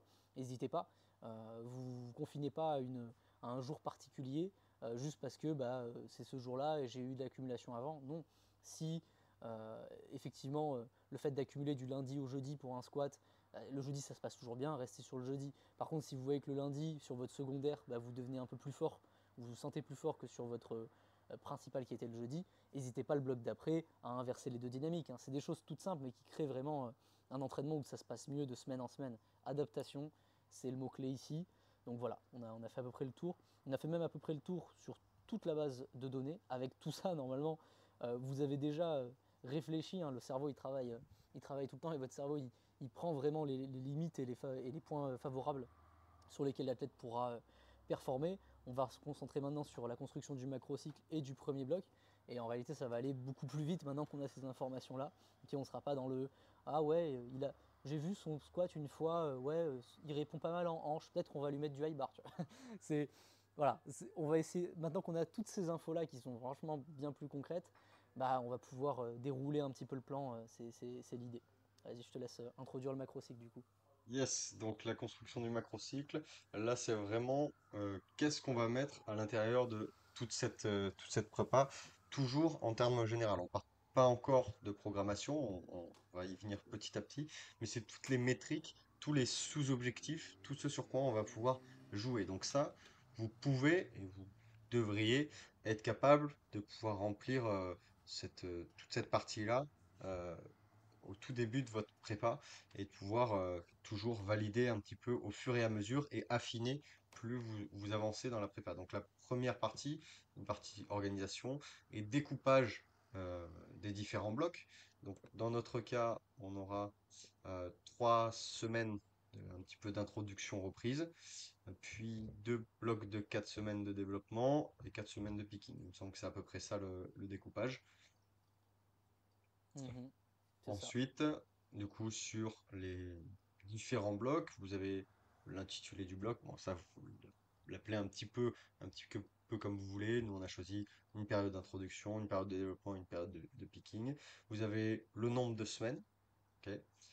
La spécificité sur les différents mouvements. Est-ce que vous voulez tout de suite rentrer très spécifique ou est-ce que vous avez besoin d'une petite phase un peu d'adaptation? Là, par exemple, pour Andrea, c'est quelqu'un qui fait beaucoup d'assistance, donc on va peut-être avoir une période un petit peu mixte avec l'exploitation de variations en dehors des considérations de blessures évidemment.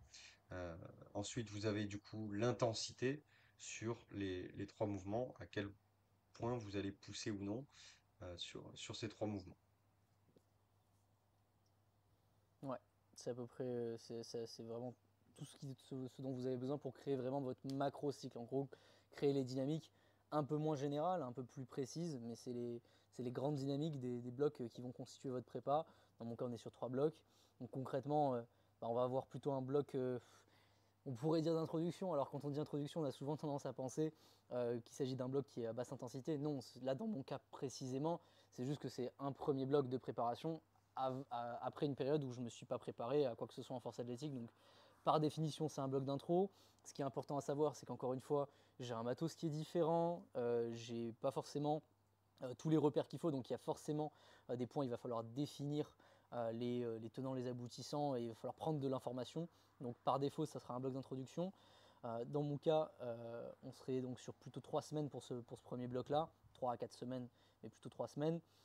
Au niveau spécificité, ça peut paraître curieux, mais enfin, à toi de me dire hein, plus précisément, mais la spécificité, elle reste quand même plutôt élevé. Alors ce qu'il faut savoir, c'est qu'il faut quand même prendre en compte ce que c'est de la spécificité pour chacun.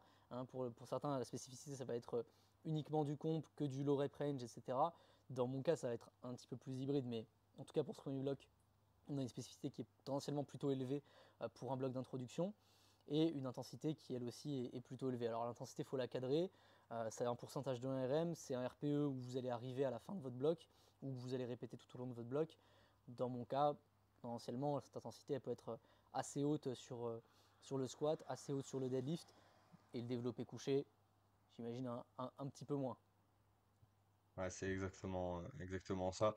L'objectif un petit peu de ce bloc d'introduction, c'est de faire la transition entre un mode de vie un peu gym bro, qui est très holistique dans son approche de l'entraînement, un peu de cardio, un peu de marche, un peu de muscu, et vraiment reprendre le train de vie d'un powerlifter. Et c'est là où on vous parlait de pas confondre expression de force et identité de force. C'est vraiment à ce moment-là où on va pouvoir observer euh, l'impact de la fatigue et de la répétition des mêmes patterns, même si c'est à intensité plutôt modérée pour l'instant, je n'irai pas jusqu'à dire élevée. Sur la spécificité, ça dépend vraiment des mouvements, autant sur le deadlift. Alors il y a une autre, un autre point à prendre en compte, c'est le matériel sur le deadlift, qui va nous permettre d'augmenter la spécificité, puisqu'il va vraiment nous permettre avec la deadlift bar de partir hanche plus haute, etc. et de diminuer un petit peu le coût physiologique du mouvement. Donc on va se concentrer déjà sur prendre des repères sur cette barre et, euh, ouais, voilà, prendre des repères sur cette barre grosso modo.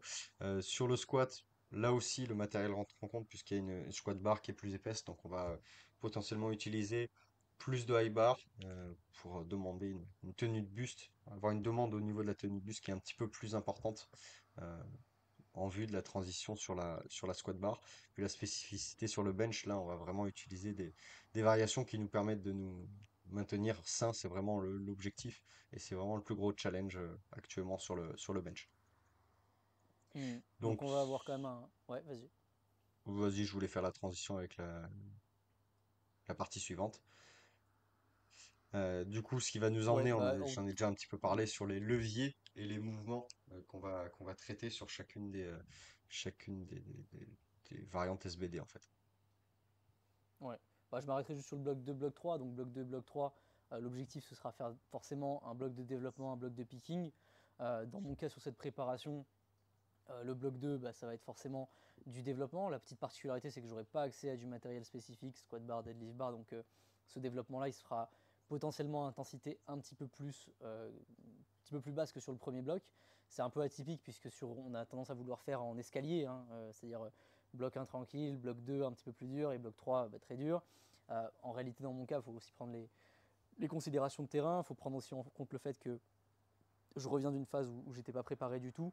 Faut parfois s'exposer à une dose de stress pour remonter le niveau très fort d'un coup, quitte à un petit peu baisser le curseur par après, se prendre le temps du coup comme on pourrait même dire, de recevoir ces adaptations de force que vous avez eues, savoir les gérer, les manager sur 4 semaines. Dans mon cas, c'est très accommodant puisque je n'aurai pas accès à ce matos, donc j'ai pas de raison d'aller chercher du max sur inter, même sur le squat dans l'absolu.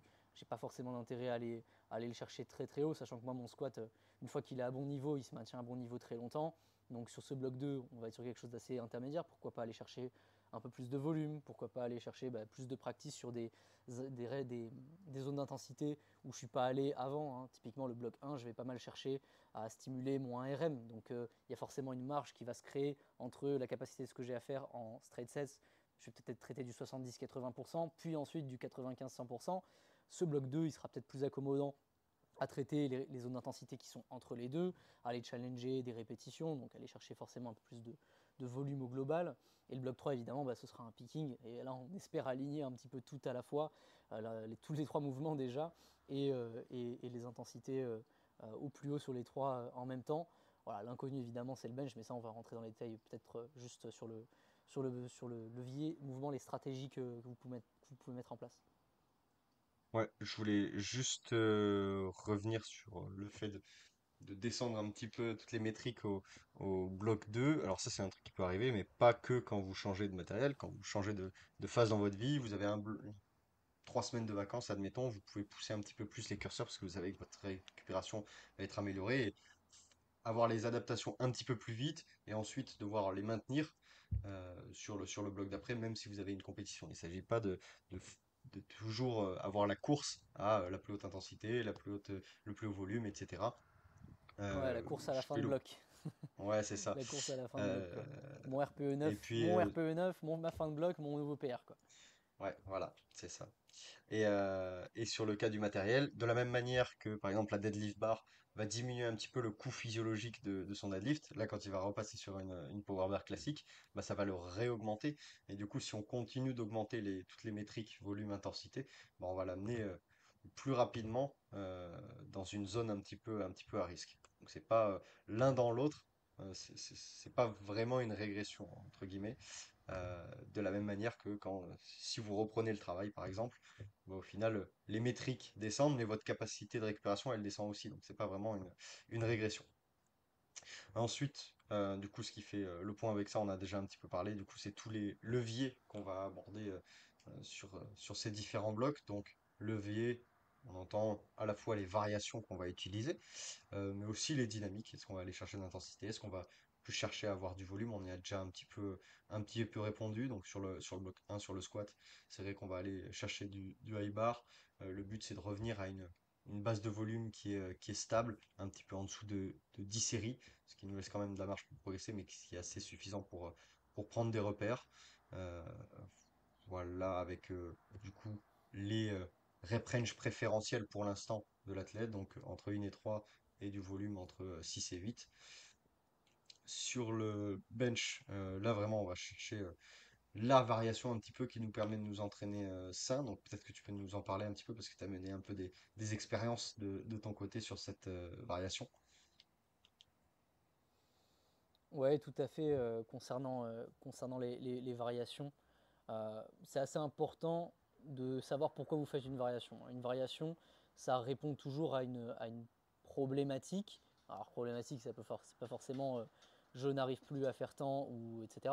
Mais c'est juste, il faut que ça réponde à une question. Moi, là, la question que j'ai sur ce bloc-là, en tout cas sur cette introduction, c'est est-ce que je suis capable de soutenir un pattern spécifique de compétition sur toute la semaine, sur tout le bloc. Il y a des patterns qui peuvent être plus simples à mettre en place, qui vont demander moins de tension sur les mêmes articulations, sur le même angle articulaire. Dans ce cas-là, le high bar, il est plutôt sympa puisqu'il me permet de chercher beaucoup de flexion de genoux, moins chercher de flexion de hanche. La flexion de hanche qui est potentiellement le hinge, hein, ce qui a tendance à me blesser pas mal, sachant que j'ai déjà une hernie. Donc, aller faire beaucoup de flexion de hanche, en plus d'un soulevé de terre où ça demande beaucoup de flexion de hanche, ça peut être un point à risque. Donc, c'est pour ça que l'utilisation du high bar, il fait sens. Le high bar, en plus, il target beaucoup plus les muscles antérieurs qui sont assez forts chez moi. Donc, voilà, on a tendance à se tourner vers des mouvements qui ont tendance à tout simplement stimuler quelque chose de plus général. Donc voilà, c'est pourquoi on se tourne un peu plus vers du high bar potentiellement sur ce bloc-là. Le high bar pour moi, il est quand même relativement proche de mon comp. Ça aussi, c'est un point. Donc pourquoi on cherche du comp, c'est aussi, enfin pourquoi on cherche du high bar, c'est aussi parce qu'il n'est pas si éloigné que ça de mon comp. Hein, je pense que il doit y avoir 10 kilos de différence à tout péter entre mon high bar et mon comp. Donc l'un va entraîner l'autre, enfin surtout le high bar va entraîner mon comp quoi qu'il advienne. Donc voilà, ce sera une dynamique tout le long, je pense, de ma préparation, un dialogue entre le high bar et le low bar, pour des raisons de soutenabilité, pour des raisons de performance aussi, et pour des raisons justement de rester sain justement tout au long de cette préparation. Mon squat, il n'a pas besoin d'énormément de choses pour arriver à un bon niveau. Et l'idée, c'est de maintenir ce bon niveau-là et de le faire progresser. Donc le high bar, il rentrera toujours en considération, que ce soit sur une dynamique secondaire, voire même tertiaire. Je pense qu'il sera présent sur quasiment les trois blocs. Évidemment, moins important sur le bloc de picking, hein, mais je pense qu'il est là pour rester, quoi.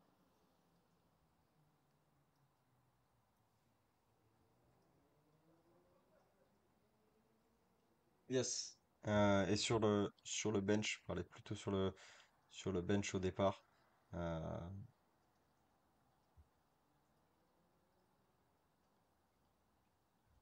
Putain, je t'entends plus.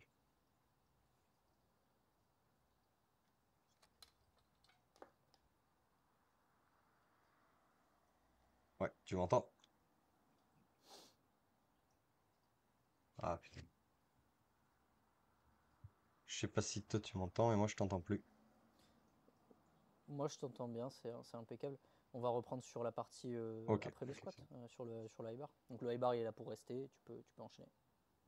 Ok. Et donc du coup là sur le bench, ça va être l'histoire, ça va être de trouver une variation pour l'instant qui nous permette de nous entraîner pain free. Pour l'instant le bench comp c'est vrai que c'est assez compliqué. Pour autant tu as toujours eu un close grip euh, de la même manière que le high bar est assez proche du comp et va continuer à entraîner le comp. Là le close grip c'est plutôt une variation sur laquelle tu as un RM assez élevé par rapport à ton comp et qui peut continuer d'entraîner le compte. Donc on va se diriger là-dessus pour l'instant. Tu as aussi mené des expériences, je crois que sur du floor press. Si tu peux un petit peu Ouais, nous en parler. oui, effectivement, hein, au moins pour ce premier bloc, je compte beaucoup sur le floor press, notamment en position close grip, pour m'amener quelque part sur le bench, au moins reprendre cette capacité de travail générale et pourquoi pas la faire transférer sur du spécifique sur le bloc 2 et bloc 3. Encore une fois, s'il y a variation, c'est qu'il y a forcément à un moment une problématique, qu'elle soit physique, qu'elle soit technique. Donc dans mon cas, bah, c'est 100% physique, hein. Bien exécuter un bench qui soit medium grip, comp ou close grip, c'est pas un problème. Par contre, la soutenabilité de ces variations-là, enfin de ces variations, la soutenabilité de ce mouvement, il est très faible. Donc il a fallu que je désescalade la pyramide des variations presque jusqu'à la moins spécifique.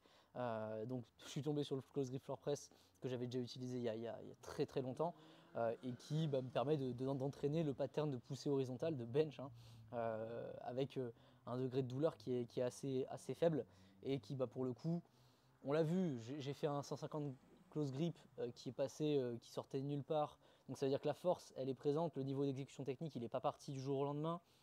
Maintenant, ce qui pêche un petit peu, c'est juste la capacité à pouvoir faire du volume et s'entraîner de manière, enfin, préparer une compétition, quoi. Monter le volume, monter la spécificité. Donc il faut que je désescalade depuis très bas. J'ai pris ça en compte. Je sais que le jour J, si j'arrive en mode pain free, sans douleur particulière, sans problématique élevée, bah, je vais pouvoir, quoi qu'il arrive, exprimer mon niveau de force. On va se concentrer sur ce jour J-là, arriver au max ce jour J-là, et on va pas essayer de se retrouver à 155, 160, 165 et de le répéter plusieurs fois dès le bloc 1. De toute façon, ce serait totalement une illusion de réfléchir comme ça. Et en plus de ça, ça n'arrivera pas. Donc globalement, effectivement, dans mon cas, c'est un des exemples les plus poussés où la variation de la variation de la variation, bah, finalement, ça va être notre moteur pour ce premier bloc. Et en espérant que ce soit de moins en moins sur le bloc 2 et le bloc 3, qu'on puisse amener pourquoi pas 8, 10 séries de comp, puis ensuite 12, 14. Je pense pas qu'on ira avoir beaucoup plus en comp, mais en tout cas, si j'arrive à arriver à cette zone-là sur le d'ici le bloc 3, bah, ce serait le top. Encore une fois, là, on ne peut pas anticiper de trop, on ne peut pas écrire le bloc 3 avant le bloc 1, certainement pas sur le développé couché, hein, surtout dans mon cas, évidemment, là c'est un exemple vachement précis, mais voilà, on peut dire que les dynamiques elles sont très générales et on est sur un taux de variation qui est assez élevé, notamment avec ce close grip for press, le close grip en termes de bench classique. Voilà. À contrario du squat où on a juste besoin d'un petit high bar par-ci par-là pour aider à faire monter un peu la smoule et rester pain free. Là sur le bench, bah, toute la considération elle est sur le fait de rester pain free, pouvoir exprimer de la force et ça s'arrête là, quoi. Yes, et donc du coup l'objectif à chaque fois ça va être sur les trois blocs d'augmenter la proportion de compte par rapport à la proportion de variation petit à petit pour arriver à quelque chose de correct qui nous permette de performer tout en étant pain free. C'est un petit peu le mouvement, on va chercher un petit peu plus le plus d'équilibre en fait entre Hmm. les différentes variables. Et enfin, Yes. on a le deadlift. Yes, tu voulais dire un truc? Non, non, vas-y, vas-y. Enfin, on a le deadlift. Donc là, pour le coup, sur les trois blocs, c'est, je pense, celui qui va rester le plus constant, en tout cas en termes de variation. Vu que le pattern de hinge est un pattern à risque, on va pas multiplier les stimuli dessus avec différentes variations. On a la chance d'avoir un matériel qui est plutôt accommodant pour ton profil. Donc on va se concentrer dessus sur le premier bloc. Toute la question va résider dans le second bloc.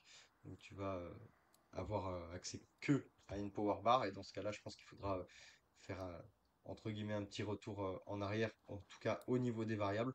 Je pense que sur la spécificité, elle va rester euh, à peu près pareil. Et enfin, sur le troisième bloc, là, on va se concentrer justement sur les variables volume-intensité et essayer de les faire monter un petit peu pour avoir ton meilleur niveau de performance. Voilà, c'est le plus basique en vérité, le deadlift. Ouais, la variation n'est pas Ensuite, toujours la réponse, hein. ouais, C'est non, non, quand. pas du tout, Mm, mm, pas du tout. En ouais, fait, si la variation ne répond à rien, pourquoi on fait une variation, quoi? C'est ça, en fait. exactement. Donc, n'hésitez pas à construire des dynamiques entières sur du comp.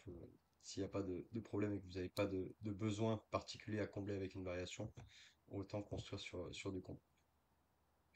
Donc ensuite, on a tout ce qui est trait aux assistances et autres mouvements, donc qui vont prendre une grande part sur le premier bloc et puis petit à petit diminuer sur les deux suivants. Donc on a découpé ça en assistance lower, assistance upper et puis les corps et corps CORE et les autres assists qui ne rentraient pas forcément dedans. À vous de faire un petit peu votre découpage. Vous pouvez découper par groupe musculaire, vous pouvez découper par pattern de mouvement, assistance squat, assistance dead, assistance push, pull, etc. C'est un peu à vous de le faire comme vous le sentez. Plus vous êtes précis, mieux ce sera de toute façon. Donc, assistance lower, elles vont surtout être concentrées sur les assistances typées squat. Donc là, je pense beaucoup à de l'unilatéral, notamment des fentes, des choses comme ça. Et plutôt quelque chose. Donc, on a beaucoup de squats sur du high bar, donc plutôt orienté sur du genou. On va essayer d'aller chercher un étirement plutôt du côté du haut de la cuisse, côté hanche. Donc, on aura du six squat, plutôt des choses comme ça au moins sur le premier bloc. Et là, c'est vrai que c'est le plus difficile, on va dire, le moins prévisible à prédire sur l'évolution des trois blocs. Ça, c'est vraiment la réponse de l'athlète qui va nous guider, euh, même si on peut imaginer une tendance à la baisse du volume d'assistance générale. Oui, oui, bah, par dynamique simple, hein, plus vous avez besoin de spécificité, le plus loin, enfin, le plus vous allez vous éloigner forcément des dynamiques les plus générales, c'est normal. Moi, dans mon cas, j'ai un haut besoin de ces assistances-là, juste pour pouvoir accompagner la transition d'un entraînement qui est plus tendance musculation, avec aussi des problématiques physiques vers du très spécifique. Il faut qu'il y ait un sas de décompression, il faut pouvoir accepter les angles articulaires vers lesquels je vais me soumettre en spécifique. Donc pour ça, il faut l'accompagner de manière progressive. Dans mon cas, le hip hinge va prendre une grosse partie. L'étirement des structures aussi via les assistances va prendre une grosse partie.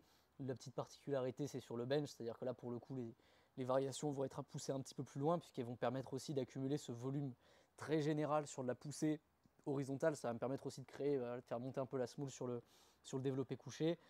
Dans mon cas, je suis obligé de le faire, hein. C'est-à-dire que si je ne peux pas faire plus de 10-12 séries de tous les développés couchés, variations comprises dans la semaine, il faut pouvoir faire monter le volume d'une manière ou d'une autre. Et les assistances, bah, elles vont jouer ce rôle, dans mon cas, sur les trois premiers blocs. Yes. On part directement sur les résultats attendus, du coup sur ces variations. En fait, là, vous pouvez Yes, mettre yes, un petit yes. peu ce que vous voulez. Soit sur les résultats attendus, ça dépend de votre création d'objectifs et de sous-objectifs pour chacun des blocs, le bloc d'introduction, de développement, etc. Vous avez des objectifs, vous avez euh, des résultats attendus à la fois sur le comp, à la fois sur l'assistance, à la fois sur les métriques, à la fois sur le Mm. technique, sur le physique. Donc là, c'est à vous de mettre un petit peu ce que vous voulez dedans. Il y a des résultats attendus qui seront entre guillemets non négociables, donc ça on va y venir après. Et il y a des résultats sur lesquels vous pouvez continuer de construire. Et c'est pas grave si à la fin du premier bloc vous n'avez pas tout coché. Ouais, Donc sur essayez de ne le pas faire des to-do list infernales sur chacun des blocs, hein. Et prenez les dynamiques générales, vraiment générales. Bloc 1, bloc 2, bloc 3. Bah voilà, bloc 1, moi je m'attends à avoir une bonne réponse en termes de E1RM au moins sur le squat et le deadlift. Voilà, ça fait partie d'un des enjeux. Le deuxième enjeu, il est bah, de rester pain-free, hein. Ça va être la dialectique tout le long tout le long. C'est déjà deux grosses choses sur lesquelles vous pouvez tabler. Ok, si vous voulez mettre 20 objectifs, vous êtes sûr de ne pas tous les remplir, c'est normal. Donc restez sur les choses simples. Voilà, moi squat, deadlift, bloc 1, meilleur E1RM. niveau d'exécution, plus de volume. Bloc 2, bah, plus de volume, capacité à accumuler du volume, squat, deadlift, le bench aussi, pourquoi pas introduire du comp, tu vois. Introduire du comp, ça peut être un objectif en soi pour moi sur le bloc 2. Et évidemment, bah, le bloc 3, ça va être pouvoir atteindre un niveau de performance maximal, hein, pouvoir faire mon volume au bench en comp, pouvoir aller titiller le volume sur le squat et le deadlift, mais de manière générale, c'est juste être performant. Voilà. Intro, développement, picking, vous ne pouvez pas avoir des objectifs qui sont décorrélés. Vous avez un bloc d'intro, vous ne pouvez pas dire nouveau PR. C'est souvent, ça peut arriver, mais en tout cas, il ne faut pas en faire une lubie. Par contre, sur un picking, oui, vous pouvez tout à fait noter nouveau PR. Ça se fait, ça se fait pas. Le but, c'est que ça se remplisse. C'est le résultat que vous attendez. Mais essayez de faire des choses assez simples et sur des dynamiques très générales. Après, si vous avez une problématique en particulier, si vous êtes sur un bloc qui est là pour résoudre des problèmes particuliers, ben voilà, je tuck trop sur mon bench, j'aimerais voilà, avoir mon amplitude sur mon bench, avoir plus de rétraction scapulaire. Voilà, là, on est sur des objectifs plus ciblés. Vous pouvez vous permettre d'aller dans un objectif un peu plus spécifique, mais sinon rester sur les points généraux. Voilà, où est-ce qu'on se met à la fin du bloc. Un bloc en entraîne un autre, qui en entraîne un autre, qui en entraîne un autre. Ce qui veut dire qu'à chaque bloc, il faut pouvoir se retourner vers des objectifs nouveaux. Donc si vous avez que des blocs où nouveau PR, nouveau PR, nouveau PR, nouveau PR, il y a des chances que ça ne tienne pas très très longtemps. Surtout si vous marquez nouveau PR, plus prendre en hypertrophie, plus rester sain, plus performer sur des assistances. Enfin là, vous vous doutez bien qu'il y a un petit problème au niveau des résultats attendus, quoi. Et Voilà. puis de la même manière, vous pouvez avoir des objectifs qui durent pendant les trois blocs. Sur la performance, ça va être un petit peu plus compliqué, mais effectivement, tout au long du trépas, on s'attend à ce que le ERM monte petit à petit, ok? Même s'il va y avoir des sortes de paliers. Effectivement, quand on passe de zéro de spécificité SBD à un bloc, bah forcément, il va y avoir un gros delta d'augmentation et un petit peu moins sur le 2 et 3. Mais par exemple, la capacité à exécuter le mouvement, bah ça, clairement, ça devrait augmenter presque linéairement. Mais voilà, à la fin du premier bloc, bon, bah, je suis meilleur exécuteur qu'au début du bloc. Je suis toujours moins qu'au bloc 2 et au bloc 3. C'est pas très grave, je continue de progresser. Et là, vous pouvez avoir une espèce de barre de progression, quoi, niveau 1, niveau 2, niveau 3, et le remplir petit à petit. On va Yes. finir cette partie de construction du myoprocycle par un aspect plus psychologique, mental, et donc de la même manière que vous avez construit des objectifs physiques, techniques, vous pouvez construire des objectifs mentaux sur les blocs 1, 2 et 3 et sur la préparation plus générale. Donc nous, on a mis deux colonnes. D'abord, la mentalité à adopter sur chacun des blocs et ensuite l'état attendu et non négociable euh, sur chacun des blocs. Ouais. Bah, vous l'avez bien compris, hein, de l'autre côté, la préparation mentale, c'est un point qui doit être récurrent hein, dans la vie du sportif. Le mental joue beaucoup, le niveau d'adhérence joue énormément aussi.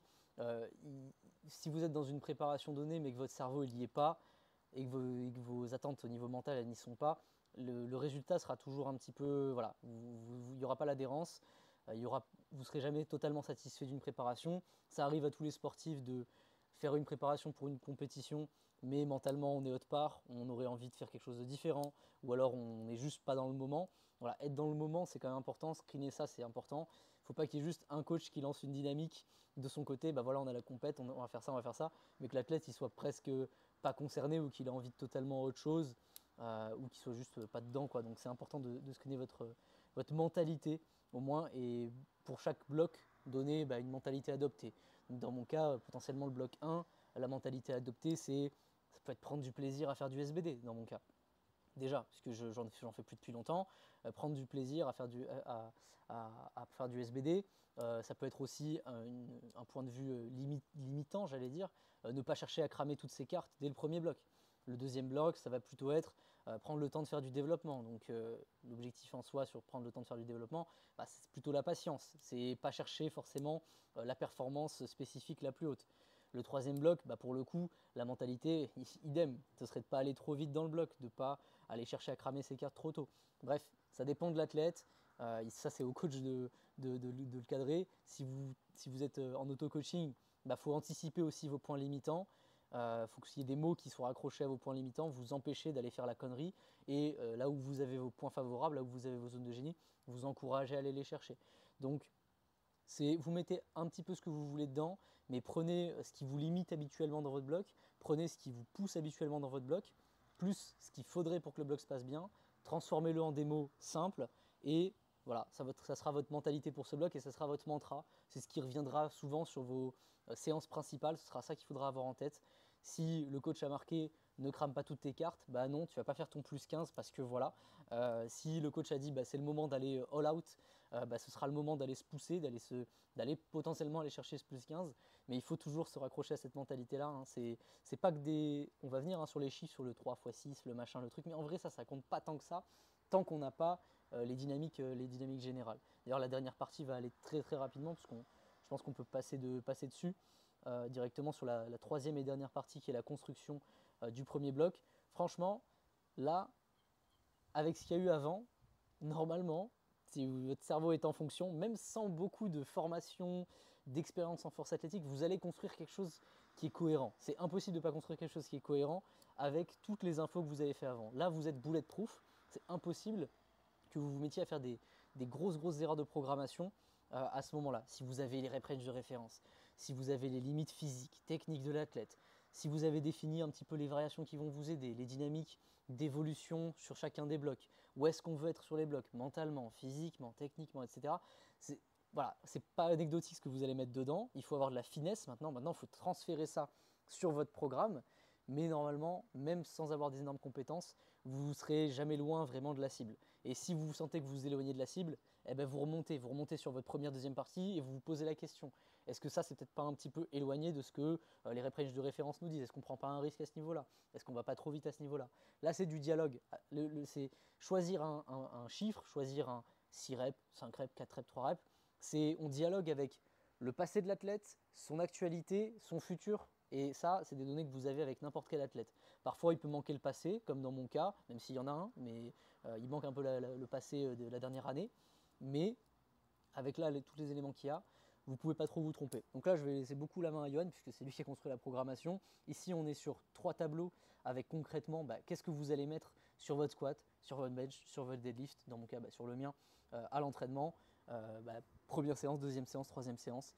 Et évidemment, on va justifier de ce côté-là, mais c'est une partie qui va aller assez rapidement et qui demande d'avoir fait les 2 parties avant pour être bien comprise. Vas-y, je te laisse commencer Yes, donc on va avec ce qu'on va faire au commencer squat. avec le squat. Donc du coup le squat, si vous avez suivi jusqu'à maintenant, on a du coup 2 séances. Donc la principale qui va être plutôt le samedi en fin de semaine. Donc on peut déjà avoir notre incrément, notre squat principal sur ce jour-là. La deuxième qui va être du coup en début de semaine, plutôt le mardi, histoire d'avoir les jours de récupération qui soient équivalents du mardi au samedi, du samedi au mardi. Ça fait à peu près 3-4 jours à chaque fois. Donc voilà, n'allez pas mettre toutes vos billes dans un côté de la semaine. Le but là, c'est sur un premier bloc d'introduction de garder un stimulus qui est assez équilibré sur toute la semaine. Donc, premier jour, donc qui est le jour secondaire, donc on va être sur du high bar, ok, avec un nombre de sets qui est plutôt limité, donc 3 sets de 6 répétitions. Donc on commence la semaine avec le jour secondaire qui est le moins sollicitant, mais qui en même temps, avec un petit peu de répétition, va nous permettre d'accumuler pas mal de repères. Ok, en une séance, vous allez faire 18 reps. Ok, et en même temps, vous allez créer un petit peu d'espace pour le jour secondaire. Au niveau du RPE, on sera en vérité sur ce premier bloc, le RPE, il n'est pas vraiment d'actualité, entre guillemets. Donc on va mettre un RPE indicatif, mais moi je vais fonctionner un petit peu en cap de charge et mettre des charges max à aller chercher. En vérité, si je lui laisse, admettons, sur un début de bloc classique hein, avec un RPE 6, il est capable de charger peut-être à 190 ou 200, c'est son 3x6 en high bar. C'est pas du tout ce que je souhaite, donc là je vais lui mettre un cap autour de 170, quelque chose comme ça. Euh, donc voilà, sur un 3x6, et peut-être Je le pense but que d'aller c'est gagner. sûrement à peu près tout le dialogue sur mon squat et même un peu sur mon deadlift sur ce premier bloc-là. C'est que le RPE, il ne veut pas dire grand-chose en réalité, puisque mon ORM, il va beaucoup bouger. Ma capacité en volume, elle est énorme, mais il faut qu'elle soit, comme tu dis, il faut qu'elle soit capée en réalité pour que je puisse être sûr d'être sain à la fin du bloc et de ne pas surcharger trop tôt. Comme tu l'as dit, si tu mets juste le RPE, en termes de vitesse de barre, il n'y a pas de souci sur la séance. Une séance donnée, je suis capable d'aller chercher 180, 190 peut-être sur le high bar et faire des fois 6 avec. Mais après, où est-ce qu'elle est la progressivité? C'est-à-dire que la semaine d'après, si je reprends le même RPE, s'il faut, je vais faire même un peu moins parce que ça va m'impacter énormément. Donc c'est toujours des choses qu'il faut remettre dans leur contexte. Okay, un RPE, un pourcentage d'intensité, ça va résulter en un impact physiologique, donc une résonance sur la semaine d'après. Il faut qu'il y ait des notions de progressivité. Donc ouais, franchement, je pense pas qu'on puisse faire mieux en termes de manipulation de charge. Le RPE, il est indicatif, il est à la limite à ne pas dépasser, mais il ne traduit pas directement une charge, quoi. Yes.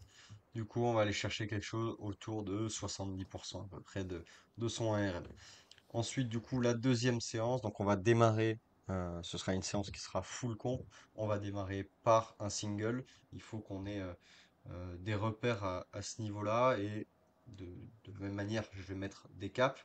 Mais là, ce sera un petit peu plus permissif et d'aller explorer un petit peu ce ARM estimé au fil du bloc et prendre un maximum de repères spécifiques sur la power bar. Donc, en termes de RPE, ça se dirigerait sur un 6, 7, 8, ok, au fil du bloc, ce qui nous donnerait à peu près, voilà, je vais mettre un cap à 220 pour la première semaine, 230, puis finir sur 240 maximum, ce qui nous laisse maximum de place. On finit le bloc avec des repères sur ce nouveau matériel et avec une intensité maximum que tu as déjà fait entre guillemets à froid et totalement désentraîné. Donc c'est pas quelque chose qui va coûter énormément à l'athlète. Et on finit, j'aime bien l'idée de finir le bloc en ayant tous les curseurs qui sont au vert. Ok, on a de la place partout, on a de la marge de progression partout, on a des pistes de travail. Il n'y a plus qu'à continuer en fait la dynamique. Mm. Et ensuite, on a du coup des séries de 3. Donc voilà, vous l'avez compris, le deuxième jour, il est vraiment sur cet intervalle de reps très spécifique. Ok, toujours sur une intensité qui est ultra maîtrisée. Donc on va partir sur 3 séries de 3 répétitions. Euh, Là, sur un RPE un petit peu plus contrôlé. Donc en allant de 6 à 7, ce qui nous donnerait un travail entre 80 et 85% du 1RM sur 3 séries par semaine, c'est déjà bien assez. Le volume en termes de séries par semaine, on va le fixer pour ce premier bloc. Euh, voilà, ça nous fait du coup 7 séries de squats pour 3 semaines. Vraiment, c'est pas énorme. On se laisse la possibilité dans les semaines qui arrivent de faire évoluer ça et de mettre pourquoi pas un autre single en high bar sur la séance secondaire, histoire de venir préparer un petit peu plus le single conf de fin de semaine, qui nous porterait à 8 séries, ce qui est tout à fait correct.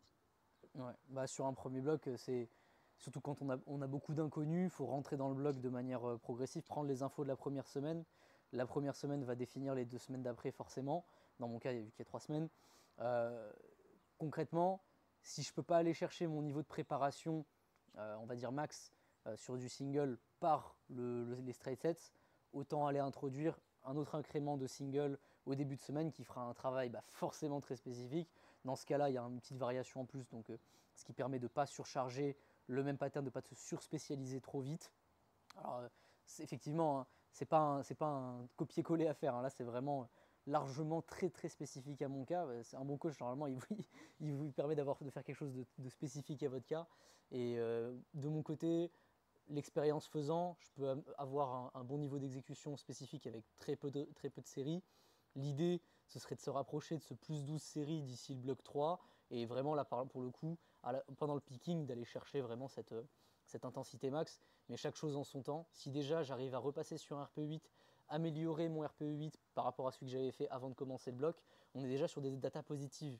On veut finir le bloc avec des datas positives. Ça, c'est un point aussi que les gens ont tendance à mal comprendre, c'est que des datas positives, c'est par rapport au bloc d'avant, c'est par rapport au repère d'avant, c'est pas par rapport à il y a 3 mois quand j'ai fait ma compétition, ta. Ça, c'est vraiment sur l'ensemble de la préparation. Vous voulez avoir des datas positives par rapport à une dernière performance, mais d'un bloc à un bloc, il faut que ça communique et les petits pas positifs amèneront les grands pas positifs au niveau global. Voilà. Bon, pour le squat, très carré, il y aura le renfort qui va passer par-dessus pour amener un peu plus de volume aussi. On l'a détaillé juste avant. Mais jusqu'ici, vous l'avez remarqué, on est sur mes rep range préférentiels, ceux qui m'impactent le moins et qui m'amènent le plus de préparation. On joue sur des variations que je connais bien. Et globalement, on n'oublie pas la spécificité, puisqu'on a du single 2 fois dans la semaine, on a des triplés. Voilà. Il y a tout ce qu'il faut pour avoir quelque chose d'assez équilibré, prendre des repères sur une barre que je ne connais pas, c'est impeccable. Vous ne pouvez pas faire vraiment beaucoup mieux. Vous pouvez mettre un doublé au lieu d'un triplé, vous pouvez mettre un x7 au lieu d'un x6. Bon, en réalité, la différence, elle est minime. Ce sera plus à votre sensibilité. Moi, dans mon cas, je sais que si je me mets des doublés, ils vont être trop proches de mon single en termes d'intensité réelle et il peut y avoir un peu interférence. Là, sur ce premier bloc, bah, on accepte de creuser un petit peu l'écart entre le top single et ce qu'on va faire sur des straight sets. Ce sera au bloc d'après de combler ce travail-là. Voilà, ça c'est une programmation intelligente, messieurs, dames. C'est une masterclass. Ouais, c'est ça. Changer vos triplés en doublé, ça va pas changer grand-chose, mais ça va peut-être vous économiser les 5 ou 7 kilos qui risquent de vous mettre un petit peu plus dans le mal pour le bloc d'après. Bon, je propose qu'on Exactement. passe directement sur le deadlift, parce que Ouais, le bench, puisqu'il ça va va être communiquer une beaucoup avec partie. le squat. Voilà, exactement. Donc là, j'ai choisi d'avoir une seule occurrence dans la semaine, donc un seul format de deadlift dans la semaine qui se situe au même niveau que la séance principale de squat, donc sur le samedi. Euh, c'est quelque chose qui va être très très amené à bouger. Donc dès la deuxième semaine, on pourra introduire une deuxième séance de deadlift. Là, l'historique d'Andrea, c'est vraiment le deadlift, c'est toujours quelque chose qui est très compliqué et qui subit beaucoup ce qui se passe sur le squat. Donc là, toute l'inconnu, c'est de pouvoir déjà s'adapter à une nouvelle barre, voir un petit peu comment on réagit à la fin de la première semaine à la réintroduction de deux fréquences de squat, une fréquence de dead, c'est déjà pas mal. Donc en fait, c'est vraiment, on a beaucoup d'inconnus. Donc quand vous avez beaucoup d'inconnus, on, euh, on On avance facilite à pas de loup. l'analyse. Quoi? J'ai dit on On n'y va avance à pas de pas de loup. loup. Ouais, c'est ça.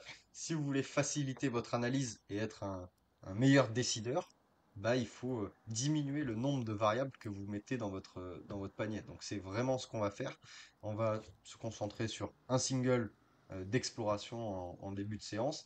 Et là, pour le coup, je vais fixer l'intensité du single semaine après semaine. Donc là, on serait sur quelque chose qui correspond à un RPE 7. De la même manière, je vais mettre un cap qui sera évolutif de semaine en semaine. Le but, c'est vraiment pas d'aller chercher la performance, c'est de chercher encore une fois un maximum de repères et d'explorer un petit peu les effets de ce single et de la surspécification sur cette deadlift bar semaine après semaine. Donc un single à intensité fixe et ensuite un petit peu plus de répétitions, donc un 2x5 qui est un petit peu le bon mix. Alors si vous avez suivi, c'est un petit peu la zone que Andrea nous a décrit comme entre guillemets un danger. En tout cas, une zone un petit peu plus à risque où il est capable de charger. Donc là aussi, je vais mettre un cap de, de charge très conservatif. Le but, ça va être de travailler tout au long du bloc entre 75 et 80%. Donc c'est vraiment une intensité qui est basse, mais qui nous permet à la fois d'avoir une charge qui veut dire quelque chose quand on cherche des repères sur une barre. Il nous faut un petit peu le bon équilibre entre faire des répétitions pour avoir beaucoup de fois le pattern de répéter dans votre séance, dans votre semaine, mais aussi d'avoir une charge qui est assez conséquente pour pouvoir mettre en place votre tension. Vous pouvez faire, je peux lui mettre des charges à 100 kg et qu'il fasse 20 reps avec. Pour autant, je suis pas sûr que sa capacité à exécuter le mouvement et avoir un gros retour de force va être amélioré. Donc voilà. Ouais, sur le deadlift, comme tu as dit, il faut avancer progressivement. Il y a beaucoup d'inconnus, le matériel, il y a la réaction de mon corps. Et comme tu as dit, si tu fais les emplettes et que tu mets tout en même temps et que tout se pète la gueule, comment tu sais après ce qui a marché et ce qui n'a pas marché, ok? Si je commence directement avec mes deux soulevés de terre, il y a des chances que je sature très vite. Je vais saturer, et si je sature sur un soulevé de terre, dans mon cas, c'est fini, je sature sur tous les soulevés de terre. Il n'y aura pas, ah ouais, il n'y a que les x5 qui me font mal. Non, dans mon cas, ça va être inflammation qui va être de partout. Et à ce moment-là, je ne saurais même pas dire, bah ça a marché ou pas. Alors qu'en prenant une première semaine où on valide la première fréquence se passe bien, et à la limite, si la troisième semaine, ça ne se passe pas bien sur une des deux fréquences, au moins on pourra isoler une fréquence qui est problématique ou isoler un format qui peut être problématique. Mais si vous commencez directement avec tout dans votre panier alors qu'il y avait des risques, bah vous risquez de tout faire péter et de ne pas savoir ce qui finalement marche ou marche pas et devoir après repasser par une zone d'exploration, etc., etc. Facilitez-vous la vie, prenez une chose après l'autre, surtout quand vous ne savez pas. Quand on ne sait pas, on avance, on tâtonne, on regarde ce qui marche pas, mais on essaye de ne pas faire tout en même temps. Yes. Donc, Voilà. Et pour enfin, on va finir, le développé passer un couché. petit peu sur le bench. Donc là, on a trois occurrences de bench dans la semaine, ou en tout cas d'exercices de poussée. On a un bench comp, en tout cas ça fait un peu bizarre de dire ça, mais un bench sur banc dans la semaine, où il va y avoir deux formats. Donc, il sera en début de semaine, le lundi, là où il va être un petit peu neutre de toute stimulation, même si au fur et à mesure des semaines, vous avez des stimulations qui s'enchaînent, vous avez inertie entre vos semaines. Et à l'intérieur de vos semaines, là, pour la première séance, je veux qu'il soit un petit peu neutre et qu'on puisse observer un petit peu à froid son match. Donc, il y aura quatre séries qui seront divisées en deux formats, deux variations, pardon. Les deux premières en close grip, qui a priori est la variation de bench sur banc qui nous apporte le plus de stabilité et on va dire le plus de sanité sur son développé couché. Donc là, on va faire peu de répétitions, histoire d'observer un petit peu à basse intensité, voilà, un 2 x 3 autour de 80%. Ok, donc sur un bench, c'est très conservatif. Et ensuite, on a un 2 x 6, histoire de faire encore baisser. Donc voilà, on vous a parlé de désescalader un petit peu toutes les tensions. Là, je repasse sur du comp, donc potentiellement une position un petit peu plus à risque, un petit peu plus sollicitante au niveau de ses pectoraux. Donc, je choisis de faire plus de reps pour baisser l'intensité réelle que j'aurai sur la barre. Et en même temps, ça nous permet d'avoir pas mal de repères en enchaînant la. Donc ça, c'est pour la première séance. L'intensité euh, de semaine en semaine, voilà, grimper très progressivement. Donc, pour le 2 x 3, on est vraiment euh, sur travailler entre 80 et 85%. Et on est en dessous des 80% pour le 2 x 6 en comp. Les deux autres séances vont du coup se situer le mercredi et le vendredi. Et là, ce sera à base vraiment de variations. Donc, on a parlé de close grip floor press avant. Donc, l'objectif, c'est vraiment de le maintenir pain-free et de faciliter un petit peu la gestion de l'étirement en limitant l'amplitude avec le floor press, surtout en close grip. On va déjà chercher sur le format principal à venir encore décharger la face basse la plus sollicitante en mettant un élastique. Ça, voilà, c'est encore plus. Donc, au niveau des formats, on aura notre jour principal sur ce floor press qui sera le mercredi avec un 1 x 5. Donc là, on va vraiment chercher à augmenter un petit peu l'intensité de semaine en semaine. On est sur un top set d'exploration qui va nous permettre de valider après le fait de passer à une autre étape au bloc suivant, donc soit d'enlever l'élastique, soit de repasser sur banc, soit de vraiment mettre le floor press en dynamique secondaire. Et pourquoi 5 répétitions? C'est vraiment un entre-deux, entre la rep range ultra spécifique qu'on exploite déjà un petit peu sur le close grip au banc et vraiment faire beaucoup de reps et tomber pour schématiser un petit peu dans l'hypertrophie. Donc voilà, un format euh, vraiment intermédiaire. Et ensuite, on aura des back-off sur ce même format, histoire de gagner toujours plus de repères. Et donc là, l'intensité va être encore plus mesurée au fil des semaines. Donc on sera typiquement sur un RPE 7, 8, 9 pour le top 7 et 6, 6,5, 7, quelque chose comme ça pour pour les back-off. Forcément, là, je mets pas de cap de charge. Ça va vraiment être de l'exploration. En tout cas, au début du bloc, je suis pas capable de mettre un cap de charge. Pour les semaines d'après, ça sera amené à évoluer. Mais effectivement, là, me représenter en pourcentage d'un RM, ce que serait la charge par rapport à un bench comp, c'est très compliqué. Donc, c'est vraiment, là, j'appelle au bon sens de faire vraiment un intermédiaire entre charger, les douleurs et la progressivité sur le bloc. Et enfin, on a un dernier bench, du coup encore un close grip floor press, mais cette fois vraiment en high rep, euh, vraiment essayer de soigner un petit peu ce pec par la répétition à effort un petit peu moins intense. Donc là, on aura un 3 x 8 sur cette dernière occurrence le vendredi. Voilà. Ouais. Vous aurez bien compris que je suis une énorme tafiole sur le bench pour cette préparation. J'ai besoin de soigner mes pecs, j'ai besoin d'amener de la vascularisation, j'ai besoin d'amener de l'innervation même parce que objectivement, je pense pouvoir dire que j'ai carrément même dû atteindre au niveau des nerfs sur le développé couché, puisque ça m'est arrivé plusieurs fois de faire des couchés où j'arrivais pas à sentir mon pec, il n'était pas énervé, mais au sens même plus que musculaire, même au niveau sensitif. Donc ouais, je suis allé très très loin dans la blessure sur les pecs, pas aussi loin qu'un mec en WRPF qui fait 400 kg et qui s'arrache un pec, mais je suis allé loin dans les blessures, et quand on va très loin dans les blessures, on va aussi très loin dans la réhab, et on, on- on fait des choses, qui sont potentiellement très peu spécifiques, un petit peu alambiquées, mais ça arrive, et tous les athlètes vont devoir passer par là à un moment ou à un autre. Donc voilà. Enfin bon, on a fait le tour, je pense là on a vraiment tout fait pour que vous puissiez créer votre programmation. Vous avez le fichier en ligne qui est à disposition pour créer votre programmation. Avec ça, vous ne pouvez pas vous tromper si vous suivez étape par étape. Si vous allumez votre cerveau au moment d'arriver au troisième onglet pour écrire votre bloc, il n'y a aucune chance que vous vous trompiez. Les autres considérations qu'il va falloir avoir, c'est tout simplement de l'intelligence de terrain. Hein, c'est est-ce que je vais bien récupérer entre ces séances, voilà, quel espace je mets entre séance 1, séance 2, 3, 4, etc. Qu'est-ce que ça convient avec ma routine, mais c'est de l'intelligence, et après ce sera cumuler les blocs, avoir des adaptations, savoir dire voilà, avec ce rep range j'ai fait le tour, je passe à un rep range plus bas ou plus élevé, est-ce que ça va m'aller ou pas. Là ce sera votre intelligence et ce sera votre nez un peu de coach qui va se développer, mais pour l'instant avec les deux grosses parties que vous allez faire, normalement quand vous arrivez à la troisième partie, vous avez toutes les données objectives, si vous ne les ignorez pas, vous avez toutes les données objectives pour faire quelque chose qui ne peut pas se tromper en réalité, et qui va évoluer sur les blocs et les blocs qui vont constituer votre préparation. Est-ce que tu avais un mot à rajouter, Johan? On a fait 2 bonnes petites heures déjà.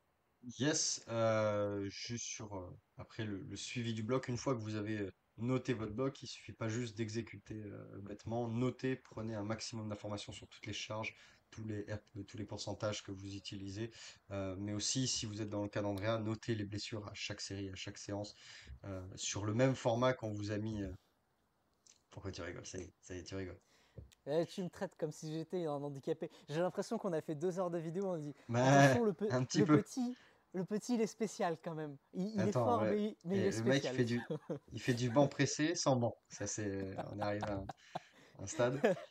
C'est pas du BP, c'est du FP, donc c'est pas pareil. Mais oui, non, mais de toute façon, notez tout ce que vous pouvez noter, faites-le. Enfin, on veut chercher de la performance, notez les petites choses, et ça va permettre de vous aiguiser un petit peu, d'avoir du bon sens.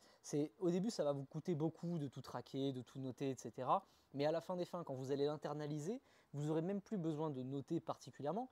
Toutes les séances vont vous donner des adaptations, des infos que vous allez calculer sans même y réfléchir, et ce qui va vous faire être quelqu'un, un athlète qui est intelligent en fait, et qui va savoir sur le terrain s'adapter de manière un peu plus fine.